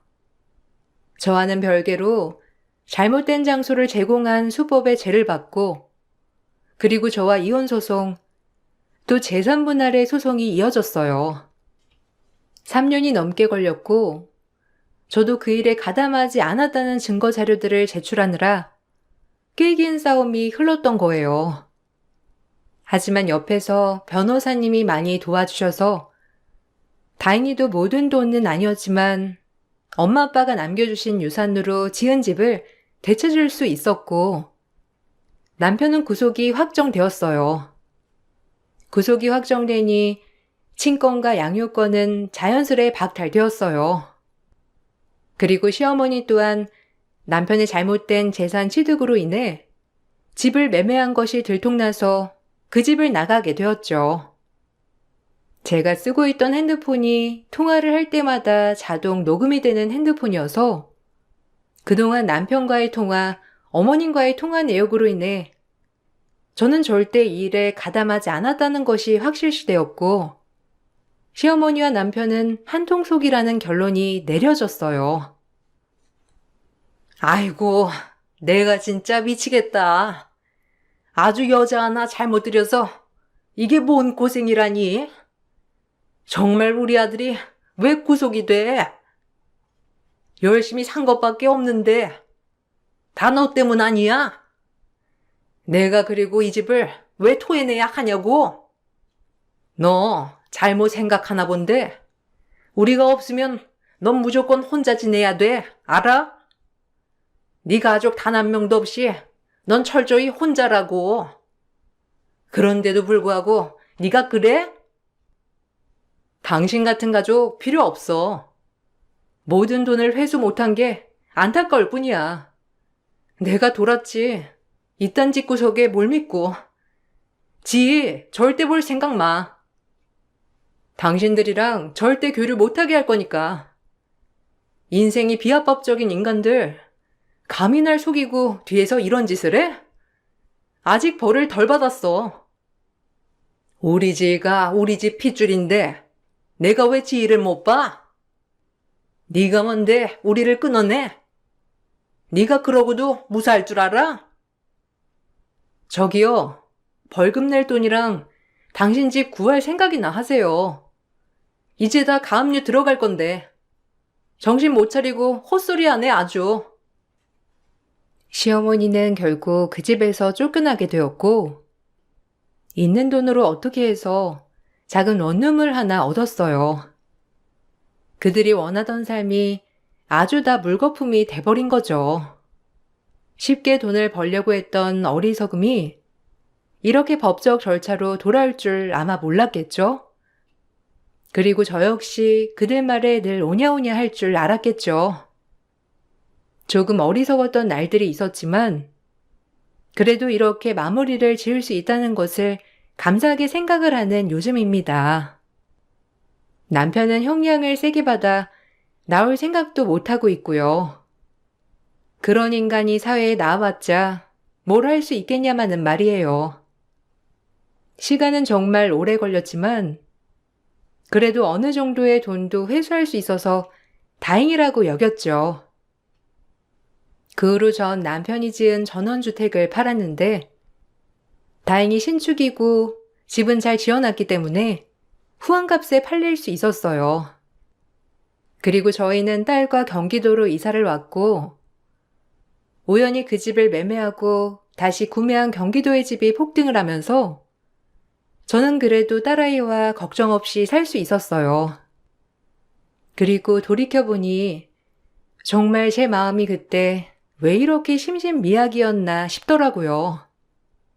딸아이가 있으니 이렇게 용기가 나는데 그때의 저를 이용한 것 같아 너무 화가 나지만 그래도 그런 시련이 있었기에 이렇게 당당하게 마음을 다질 수 있었다고 생각해요. 지금은 모든 걸 정리하고 딸과 조용히 살아가고 있습니다. 조금 남은 돈으로 아파트 앞 상가에서 네일 아트숍을 운영하고 있는데 이렇게 소소하게 딸과 살아가는 게 좋더라고요. 소송을 마무리하면서 변호사님과 만나 얘기를 하던 도중 전 남편은 구속이 되었는데 계속 전부터 했던 잘못된 장소 제공 사례들이 걸려서 형량이 늘어났다고 하더군요. 그런 인간과 이렇게 손절을 하게 된 것만으로 너무 행복한 나날들이라고 생각하고 있어요. 참 하다하다 집에다가 비정상적인 놀이장을 만들 생각을 했다는 게 아직도 충격이지만요. 너무 몰라서 당했던 날들이었지만 덕분에 딸아이도 태어났고 지금은 많이 성숙해진 것 같아 저는 그날을 후회하진 않는답니다. 여러분들도 언제나 좋은 일만 일어나길 바랄게요. 글재주가 없어 어떻게 읽으셨을지 모르겠네요. 제 글을 읽어주셔서 감사합니다. 안녕하세요. 저는 최근에 새 출발을 시작한 40대 후반 여자입니다. 사람은 누구나 자신이 살아온 과거의 잘못된 선택을 후회하는 경우가 있습니다. 저 또한 다시 과거로 되돌아가고 싶을 만큼 후회되는 삶을 살아왔지만 지금이라도 제 인생을 다시 찾았다는 거에 감사하며 살아가고 있어요.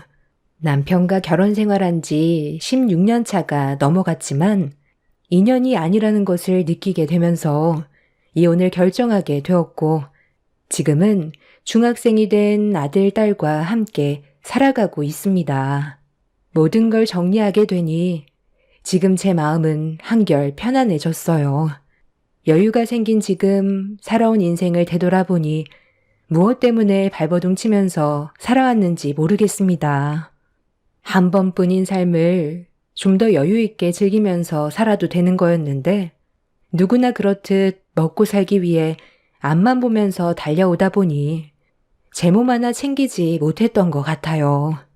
어느 날부터인가 아랫배가 부풀어 오르는 느낌이 들었고 생전 처음 겪어보는 통증과 하혈을 해서 몸에 문제가 생긴 것 같다는 확신이 생겼을 때 저 혼자 병원을 찾아간 적이 있었어요. 몸에서 반응하고 있는 증상들이 심각하지 않길 바라면서 검사를 진행했는데 이미 제 몸은 만신창이가 되어 있다는 의사의 말을 듣게 되었습니다. 나이가 좀 있는 의사였는데 위로의 말을 하기에는 이미 진행이 너무 많이 돼서 그런 시간조차 아깝다며 정신 부여잡고 바로 입원하라는 말을 먼저 꺼냈습니다. 서둘러 수술부터 진행을 해야 될 것 같다면서 바로 입원 절차를 밟으라고 하더군요. 의사에게 그 말을 듣는데 가슴이 철렁 내려앉았고 손발이 떨려오기 시작했어요. 그냥 몸이 좀 피곤해서 그런가 보다 했는데 자궁암 4기였어요. 아랫배가 부풀어 올랐던 건 자궁 안에 주먹만한 종양이 자리를 잡고 계속 자라고 있는 상태였죠. 의사는 저에게 일단 다른 거 생각할 시간이 없다면서 서둘러 보호자를 불러서 입원 절차 밟으라며 살기 위해선 1분 1초가 급하다고 했어요. 그래서 의사와 상담을 끝낸 뒤 밖으로 나와 최대한 마음을 진정시킨 뒤 떨리는 손으로 남편한테 전화를 걸었습니다. 당신 도대체 요즘 정신이 있는 거야, 없는 거야? 오늘 하루 종일 나 혼자 가게 보고 있는 거 알지? 잠깐 어디 좀 다녀온다고 하더니 지금이 도대체 몇 시야? 전화할 시간에 곧장 가게로 오면 되지. 사람 불안하게 안 하던 전화까지 하고 그래. 나 지금 손님이 많이 밀려 있어서 정신이 하나도 없거든. 일단 가게로 빨리 튀어와. 아유 참, 이리 좀 내놔 봐라. 애미 너 지금 제정신이니? 손님들 지금 끝도 없이 줄 서 있다고. 하여간 인생에 도움이 안 돼. 전화할 시간에 빨리 와서 일손 도와라. 저와 남편은 역 앞에서 토스트 장사를 하고 있어요. 처음엔 노점상으로 시작했었는데 많은 손님들이 찾아와 주셔서 상가에 입점할 수가 있었어요. 남편과 제가 처음부터 토스트 장사를 한 건 아니었어요. 남편과 저는 회사 생활을 하고 있었는데 매달 정해져 있는 월급으로는 입에 풀칠하기가 어려워 다른 방법을 생각해 보기로 했었어요. 태어난 아이들한테는 좀 더 여유 있는 삶을 물려주고 싶어서 장사를 해보기로 결정을 하게 되었죠. 그때 당시 남편과 시모는 저에게 쓸데없이 돈 날리지 말라면서 지금 하는 일이나 잘하라고 오히려 장사하는 걸 강하게 반대했었어요. 돈 한 푼 지원해 줄 수 없다면서 시도 자체를 거절하고 있었습니다.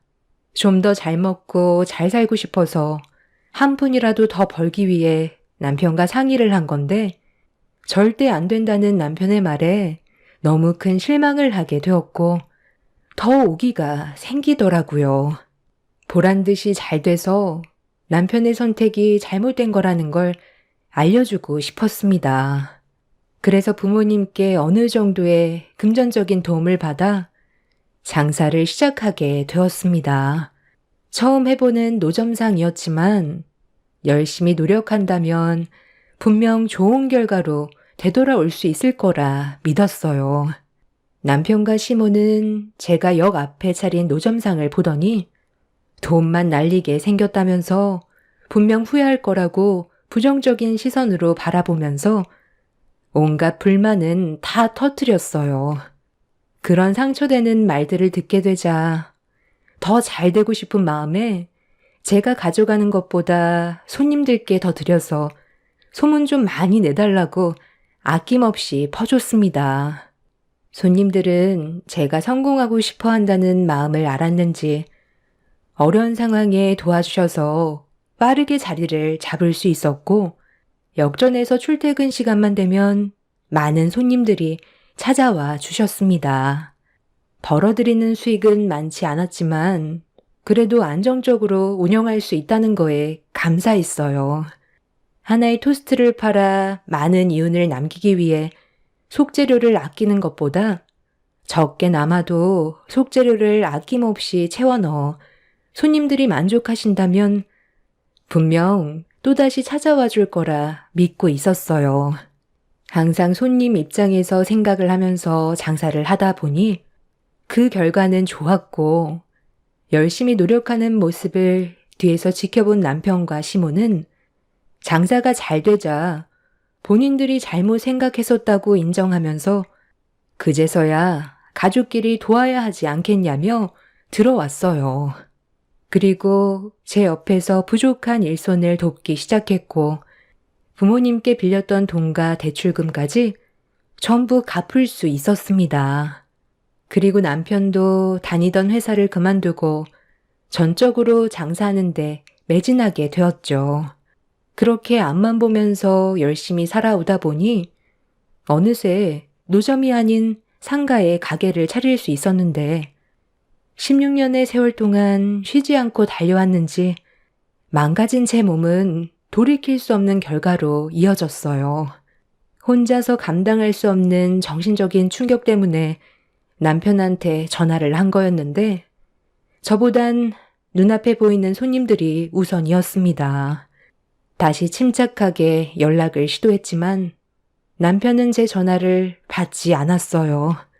부모님이 이럴 때 제 곁에 있어줬다면 심적 안정을 찾을 수 있었을 텐데 5년 전에 아빠도 암으로 세상을 떠나셨고 엄마는 치매가 심해 요양원에서 보살핌을 받고 계시다 보니 의지할 곳이 없었습니다. 그렇게 한참 동안 그 자리에 서서 앞으로 어떻게 살아가야 할지 고민을 하고 있었는데 남편한테 다시 전화가 왔길래 통화 버튼을 누른 뒤 아무 말도 하지 않았어요. 도대체 어디서 뭘 하고 있길래 바빠 죽겠다는데도 아직까지 안 오고 뭐 하는 거야? 엄마랑 둘이서 얼마나 정신 없었는지 알아? 이 사람이 왜 안 하던 짓을 하고 그래? 여보세요? 당신 내 말 듣고 있어? 사람이 말이야. 말을 했으면 답을 줘야 할 거 아니야? 지금 어디야? 우리 엄마 화가 머리끝까지 올라가서 진정시키는데 얼마나 힘든 줄 알아? 이제야 내 말 들을 준비가 된 거야? 나한테 화부터 낼 게 아니라 걱정부터 해야 되는 게 우선 아니야? 평소와 다르다는 걸 느꼈으면 무슨 일이 생겼다는 건데 어떻게 당신 할 말만 하고 그냥 끊어버릴 수가 있어? 내가 오죽했으면 당신한테 전화했겠어? 여기 병원이야.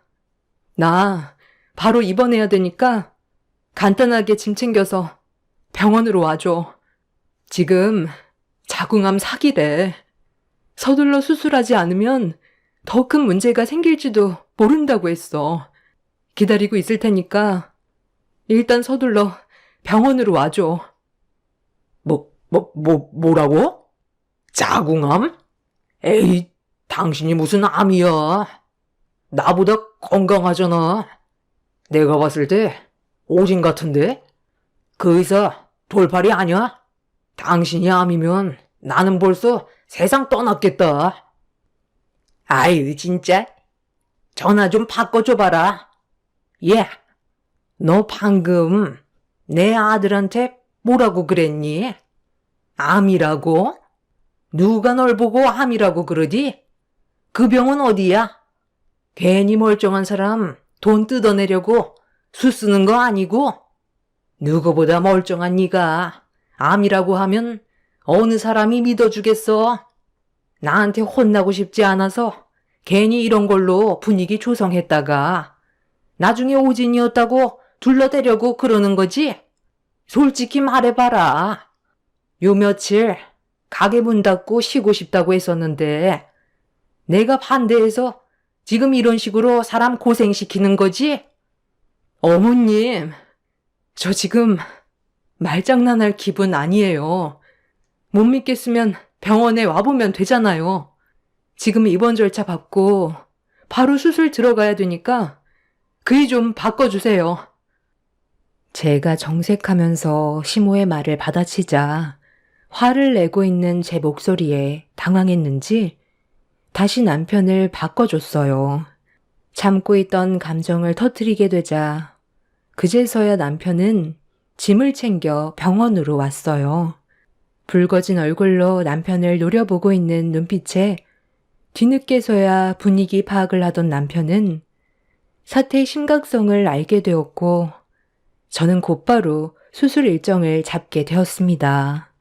병원에 입원을 하게 되자 아이들도 많이 놀랐는지 눈물을 흘리는데 그 모습이 너무 마음이 아팠어요. 그동안 잘 살아보겠다고 앞만 보며 달려오다 보니 뒤늦게서야 아이들이 눈에 들어왔어요. 아이들이 중학생이 되어버린 시간 동안 제대로 된 가족여행 한번 못 가보고 아이들과 함께 시간을 보내준 적이 많이 없어서 그동안의 미안함이 한꺼번에 몰려와 결국 눈물이 터져 나왔습니다. 그렇게 저는 며칠 뒤 수술을 하게 되었고 경과를 좀 더 지켜봐야 했어요. 그리고 이미 다른 곳에도 전이가 됐을 가능성이 높아 추가적으로 검사도 진행했는데 의사가 어느 정도 예상했던 대로 제 몸 다른 신체 부위에 암세포가 이미 전이가 되어 있었어요. 상당히 심각한 얼굴로 저를 바라보던 의사는 2차 수술을 준비해야 될 것 같다며 자궁암보다 더 심각한 곳에 암이 위치해 있었어요. 위에도 종양이 자라고 있어 몸이 어느 정도 회복이 됐을 때 곧바로 수술을 하기로 일정을 잡았습니다. 이래가지고 어떻게 버틸 수 있다는 거야? 괜히 돈만 날리는 거 아니니? 그동안 힘들게 벌어모은 돈 지금 전부 다 탕진하고 있잖아. 이래서 내가 암보험 하나 들어놓으라고 얘기했는데 내 말은 귀담아 듣지도 않더니만 결국 이를 이 지경까지 만들어 놓니? 이제 어떡할 거야? 앞으로의 계획은 있기라도 한 거야? 그 보험도 제가 겨우 들어놨던 거, 예전에 준호 아빠가 급전이 필요하다고 해지했던 거 잊으셨어요? 지나간 일 후회해서 뭐해요. 일단 수술이 잘 되길 바라야죠. 저도 제 몸이 이렇게까지 망가져 있을 거라곤 전혀 모르고 있었어요. 그래도 자궁 안에 암이 생겨서 그나마 이 정도로 끝난 거라고 위에 난 종양만 성공적으로 제거한다면 급한 불은 끌 수 있을 거라고 했어요.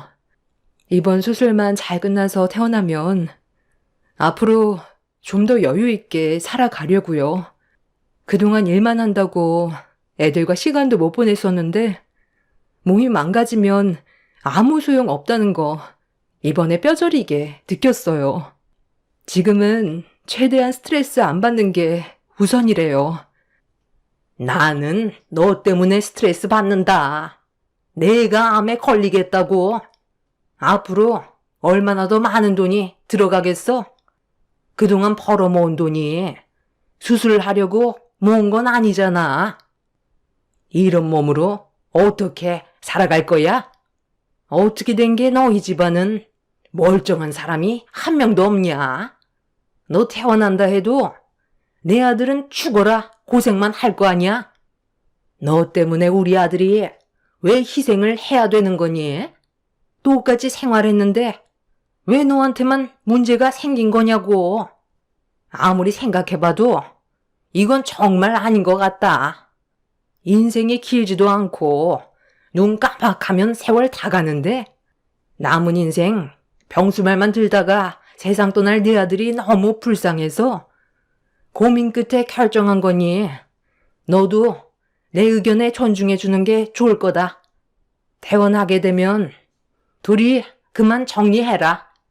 어차피 벌만큼 벌었으니 재산 분할해서 각자 살 길 찾는 게 좋지 않겠니? 너는 내 의견에 찬성하지? 그러니까 지금 이 사람과 이혼하라는 거예요? 제 몸이 이러니까 더 이상 쓸모없다고 판단한 거네요. 그동안 제가 가정을 위해 어떠한 삶을 살아왔는지 두 눈으로 전부 봐왔으면서 이제 단물 다 빠진 것 같으니까 갈라서라고요? 어머님 며느리로 16년간 뼈 빠지게 일해왔는데 암에 걸렸으니 필요 없다는 거예요? 그럼 너는 내 아들이 불행했으면 좋겠어? 암에 걸려서 수술 끝나고 후유증 때문에 제대로 된 삶을 살지 못한 사람들이 수두룩하단다. 너도 그중 한 명이 될 수 있는지도 모르는 일이잖아. 내가 그 꼴을 어떻게 보면서 살아가겠어? 힘들게 돈 벌은 이유가 뭐야? 잘 먹고 잘 살기 위해 고생한 거 아니었어? 너 몸 치료하는데 돈 쓰려고 모은 거 아니니까 이번에 이렇게 된 거 여기서 끝내자는 거다. 네가 원하지 않아도 내가 진행시킬 거다. 저는 시모의 말에 당황해서 남편의 얼굴을 바라봤는데 제 눈을 피하더라고요. 그때 이미 시모와 남편이 입을 맞췄다는 걸 알 수 있었고 저와 이혼하길 원하고 있다는 걸 확실하게 알 수 있었습니다. 아플 때 받았던 상처는 평생 간다잖아요. 그때 남편과 시모의 행동에 너무 큰 실망을 하게 된 저는 태어나게 되면 바로 이혼하기로 결정하게 되었습니다. 예전에도 그랬지만 16년이 지난 현재에도 시모와 남편은 눈앞에 보이는 돈만 보고 제 옆에 있었던 거지. 저를 아내로 며느리로 인정해 준 게 아니라는 걸 알 수 있었어요. 두 모자에게 받은 만큼 되돌려 주기 위해서는 제가 건강한 몸으로 퇴원을 해야 된다는 걸 그때 온몸으로 느낄 수 있었습니다. 저는 그날 남편과 시모에게 병원에 그만 오는 게 좋을 것 같다며 속에서 끓어오르는 분노를 억누르며 좋게 마무리 지었습니다. 시모와 남편도 가게 일 때문에 2번 올 일은 없을 것 같다면서 뒤도 안 돌아보고 병실에서 바로 나갔어요. 아이들은 저와 남편 사이에 금이 가고 있었다는 걸 예전부터 알고 있었던 터라 제 몸 챙기는 것만 신경 쓰라며 오히려 아이들이 저를 위로해 줬어요. 그런 모습들이 많은 힘이 되었고 그렇게 2차 수술이 정해진 날 때까지 몸 관리를 철저히 하면서 최대한 현실에 놓인 문제를 긍정적으로 생각했어요. 그렇게 치료를 받으면서 지내다 보니 어느새 수술 날짜가 다가오게 되었고 마음의 준비를 하고 있는데 갑자기 병실 문이 열리더니 시모가 고개를 내밀며 들어왔어요. 별로 인사하고 싶지도 않아 몸을 돌려 누웠는데 시모가 누군가에게 말을 붙이며 병실 안으로 들어오라는 말을 꺼냈어요. 시모의 돌발 행동에 고개를 돌려 병실 문을 바라보는 순간 너무 놀라 시모와 여자를 번갈아가며 쳐다봤어요. 인사해라. 앞으로 너 대신 내 아들과 함께 살게 될 새며느리다. 네가 혹시라도 오해할까봐 얘기하는데 내 아들과 새며느리는 아직 서로 얼굴도 모르는 사이다. 그러니 상간소송 그딴 거 소용없다는 거야. 왜냐면 너랑 정식으로 이혼시키고 나서 새며느리를 우리 집안에 들일 거거든. 쓸데없는 생각하지 말라는 거다. 솔직히 아래 위로 고장나서 더 이상 써먹을 데가 없는 너를 우리 집안 며느리로 들이고 싶겠니? 다른 사람들도 아마 전부 나랑 같은 생각일 거다. 대학까지 나왔고 너보다 젊으니 이 정도면 충분하지 않겠어? 그리고 지금 다니는 회사에서도 적지 않은 월급 받고 있는 것 같은데 내 아들 나이에 이 정도 며느리감이면 아주 100점이지. 내가 여기 온 이유는 이 서류 때문에 왔다. 수술 전에 이혼 서류에 사인부터 하는 게 좋지 않겠어? 네가 만약 문제가 생긴다면 시간이 더 지체가 될 수도 있잖니. 혹시 알아? 수술 잘못돼서 사지마비 되면 손가락 하나 까딱하지 못해 서류에 사인을 못하는 문제가 생기면 골치 아프잖아. 그 전에 이혼 의사가 있었다는 걸 서류상으로 미리 준비를 해둬야 나중에 문제가 생겨도 법적으로 해결을 할 수가 있거든. 괜히 골치 아프게 엮이고 싶지 않다. 새며느리가 원만한 출발을 하길 원하는데 걸림돌인 네가 내 앞을 가로막아서야 되겠니? 그리고 지금 운영하고 있는 토스트 가게는 우리가 인수하기로 했다. 너는 그동안 벌어들인 수익의 일부분만 가져가도록 해라. 어차피 그 몸으로 장사도 못하는데 가지고 있어봤자 뭐하겠어. 내 아들이 운영하는 게 훨씬 좋잖니? 최대한 공평하게 합의 제한하는 거니까 너는 그냥 돈만 가지고 내 눈앞에서 사라지면 되는 거다. 수술실 들어가기 전에 여기에다가 서둘러 사인하거라. 이게 지금 뭐 하는 짓이에요? 그래도 제가 16년간 며느리로 살아온 세월이 있는데 서로 갈라서더라도 좋게 해결하는 게 서로에 대한 예의 아니에요? 어떻게 수술실 들어가려는 제 앞에 새며느리라고 다른 여자를 데려올 수가 있어요? 지금 한 행동은 제가 수술이 잘못되길 원해서 일부러 이렇게 행동하는 거죠? 그동안 저랑 함께 사는 거 속 터져서 어떻게 살아오셨어요? 저도 더는 며느리 역할 하고 싶지 않고 어차피 이혼하기로 했으니 최대한 빨리 서두르는 게 좋겠죠. 그동안 장사하면서 벌어들인 수익은 제가 가져갈 거예요. 토스트 가게 둘이서 한번 잘 운영해 보세요. 저 없이 장사가 잘 될 거라 생각하는 것 같은데 정말 꿈도 크시네요. 저는 조금의 망설임도 없이 합의 이혼 서류에 도장을 찍었어요. 그동안 제가 벌어들인 수익보다 앞으로 벌어들일 수익이 많다고 생각했는지 시모는 토스트 가게를 달라며 합의서를 저에게 건네주었고 어차피 제 몸은 이미 망가져 있었기 때문에 장사할 수 있는 상태가 아니라서 시모가 원하는 대로 사인을 해줬어요. 그렇게 본인이 원하는 걸 얻게 된 시모는 표정 관리가 안 될 정도로 입이 찢어져서는 저에게 수술 잘 받으라면서 자리에서 일어났어요.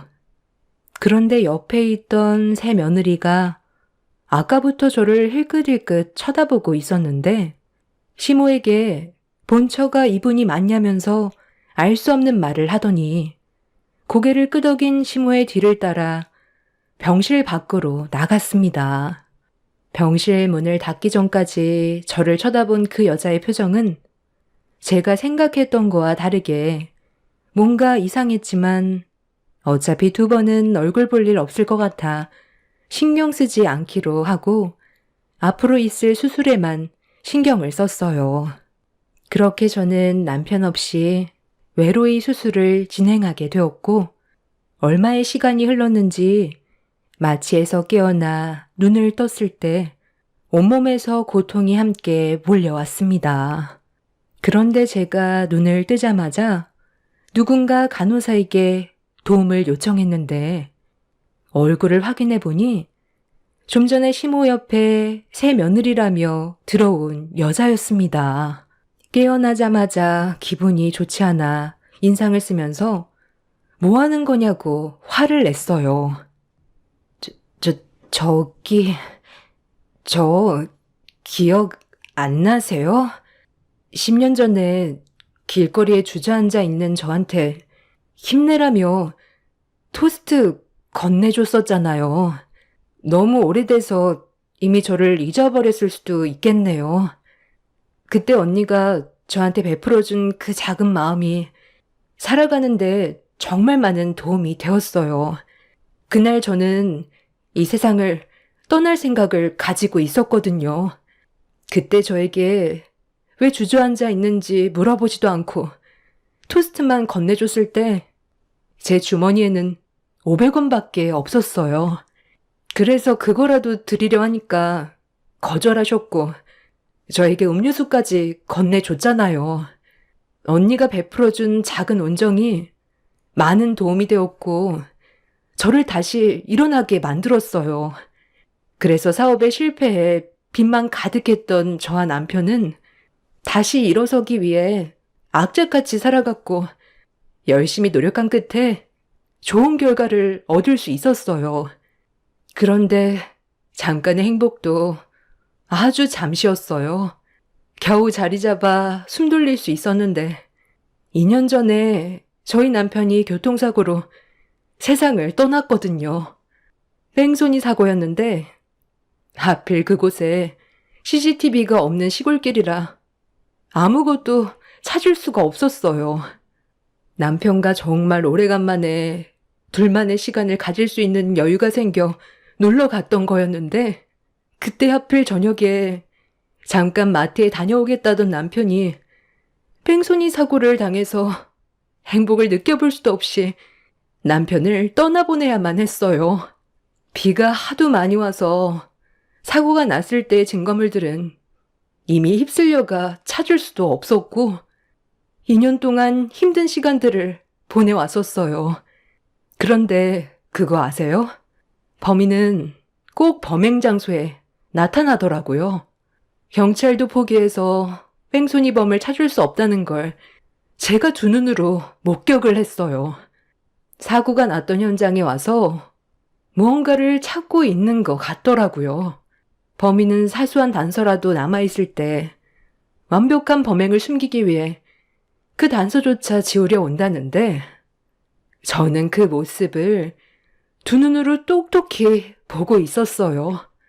그런데 그 사람들이 타고 온 차에 붙어있던 홍보물을 보는 순간 저는 온몸에 소름이 돋았고 언니가 장사하는 토스트 가게 남편분이라는 걸 알 수 있었어요.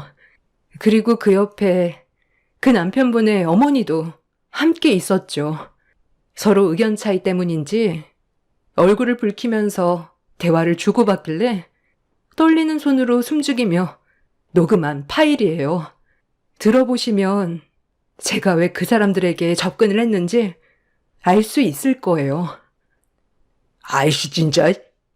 엄마가 비 오는 날 횟집에 가자는 말만 안 했어도 이런 일은 없었다고요. 갑자기 생뚱맞게 저랑 단둘이 여행 가고 싶다는 말을 왜 해서 상황을 이렇게 만들어요? 나라고 사고가 날 줄 알았겠니? 그런데 정말 그 포장용지가 여기 근처에 있는 거야? 나는 못 봤는데 네가 버린 그 포장지를 그 남자가 쥐고 있었으면 당연히 경찰들이 가게로 찾아왔겠지. 왜 2년이 지난 지금까지 아무런 소식이 없었겠어? 네가 그때 사고로 너무 큰 충격을 받아서 잘못 본 거 아니야? 그때 비도 억수로 많이 왔었잖아. 만약에 그 남자가 지고 있었더라도 비가 많이 와서 포장지가 떠내려갔을지도 모르잖아. 벌써 2년이다. 어디 깊숙이 파묻혔겠지. 저희가 사는 곳은 경기도고 여기는 강원도잖아요. 포장지가 여기에서 발견된 것도 의심스러운데 만약 지분이 그대로 남아있기라도 한다면 그땐 우리한테 조사가 들어올 게 뻔하다고요. 그렇게 되면 사고 이력 수리 조사하게 될 테고 엄마랑 저는 뺑소니로 징역을 살게 된다는 거 몰라요? 그걸 찾아야 두 발 뻗고 살 수 있어요. 벌써 포장지는 다 찢어져서 없어졌지. 걱정 말고 우리 일이나 신경 쓰자. 그나저나 토스트 가게는 어떻게 할 거니? 네가 운영할 거지? 며느리는 이제 그만 버릴 거지? 아, 그래야죠. 제가 뭐하러 평생 병수발 들면서 살아야 돼요? 지금까지 힘들게 살아왔는데 또 그 사람 때문에 불행한 길을 걸으라고요? 그냥 이혼하고 다른 여자랑 새 출발하는 게 좋겠어요. 나이 좀 젊고 인물 좀 되는 여자 좀 알아봐요. 저도 이제 벌만큼 벌어놨는데 좋은 여자 만나서 행복하게 살아야죠.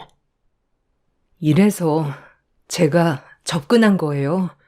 저희 남편을 세상 떠나게 한 정확한 증거를 찾기 위해 그 사람들과 접촉 중이고 확실한 증거물을 손에 넣었을 때 신고할 생각이거든요. 언니가 저한테 악한 감정이 남아있으면 안 되잖아요. 저는 그때 당시 포장지를 아직까지 찾고 있어요. 그게 저희 남편 편하게 눈 감게 해줄 수 있는 단서예요. 갑자기 이런 식으로 접근하게 된 거 정말 미안해요. 최대한 빨리 정리해서 그 사람들 제값 치르게 할게요. 언니가 저 좀 이해해 주세요.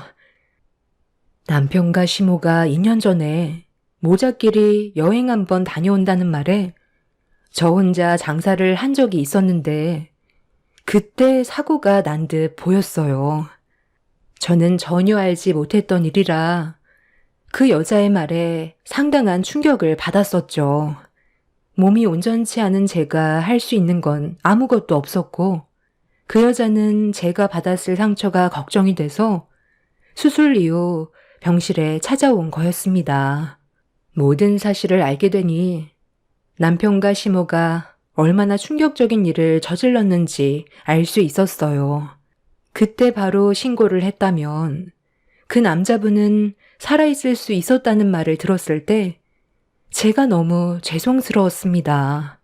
그런 사실을 알게 된 이후 그 여자는 남자분이 지고 있었던 포장지를 찾기 위해 다시 떠났고 그리고 며칠 뒤 그 여자가 다시 병실로 찾아왔어요.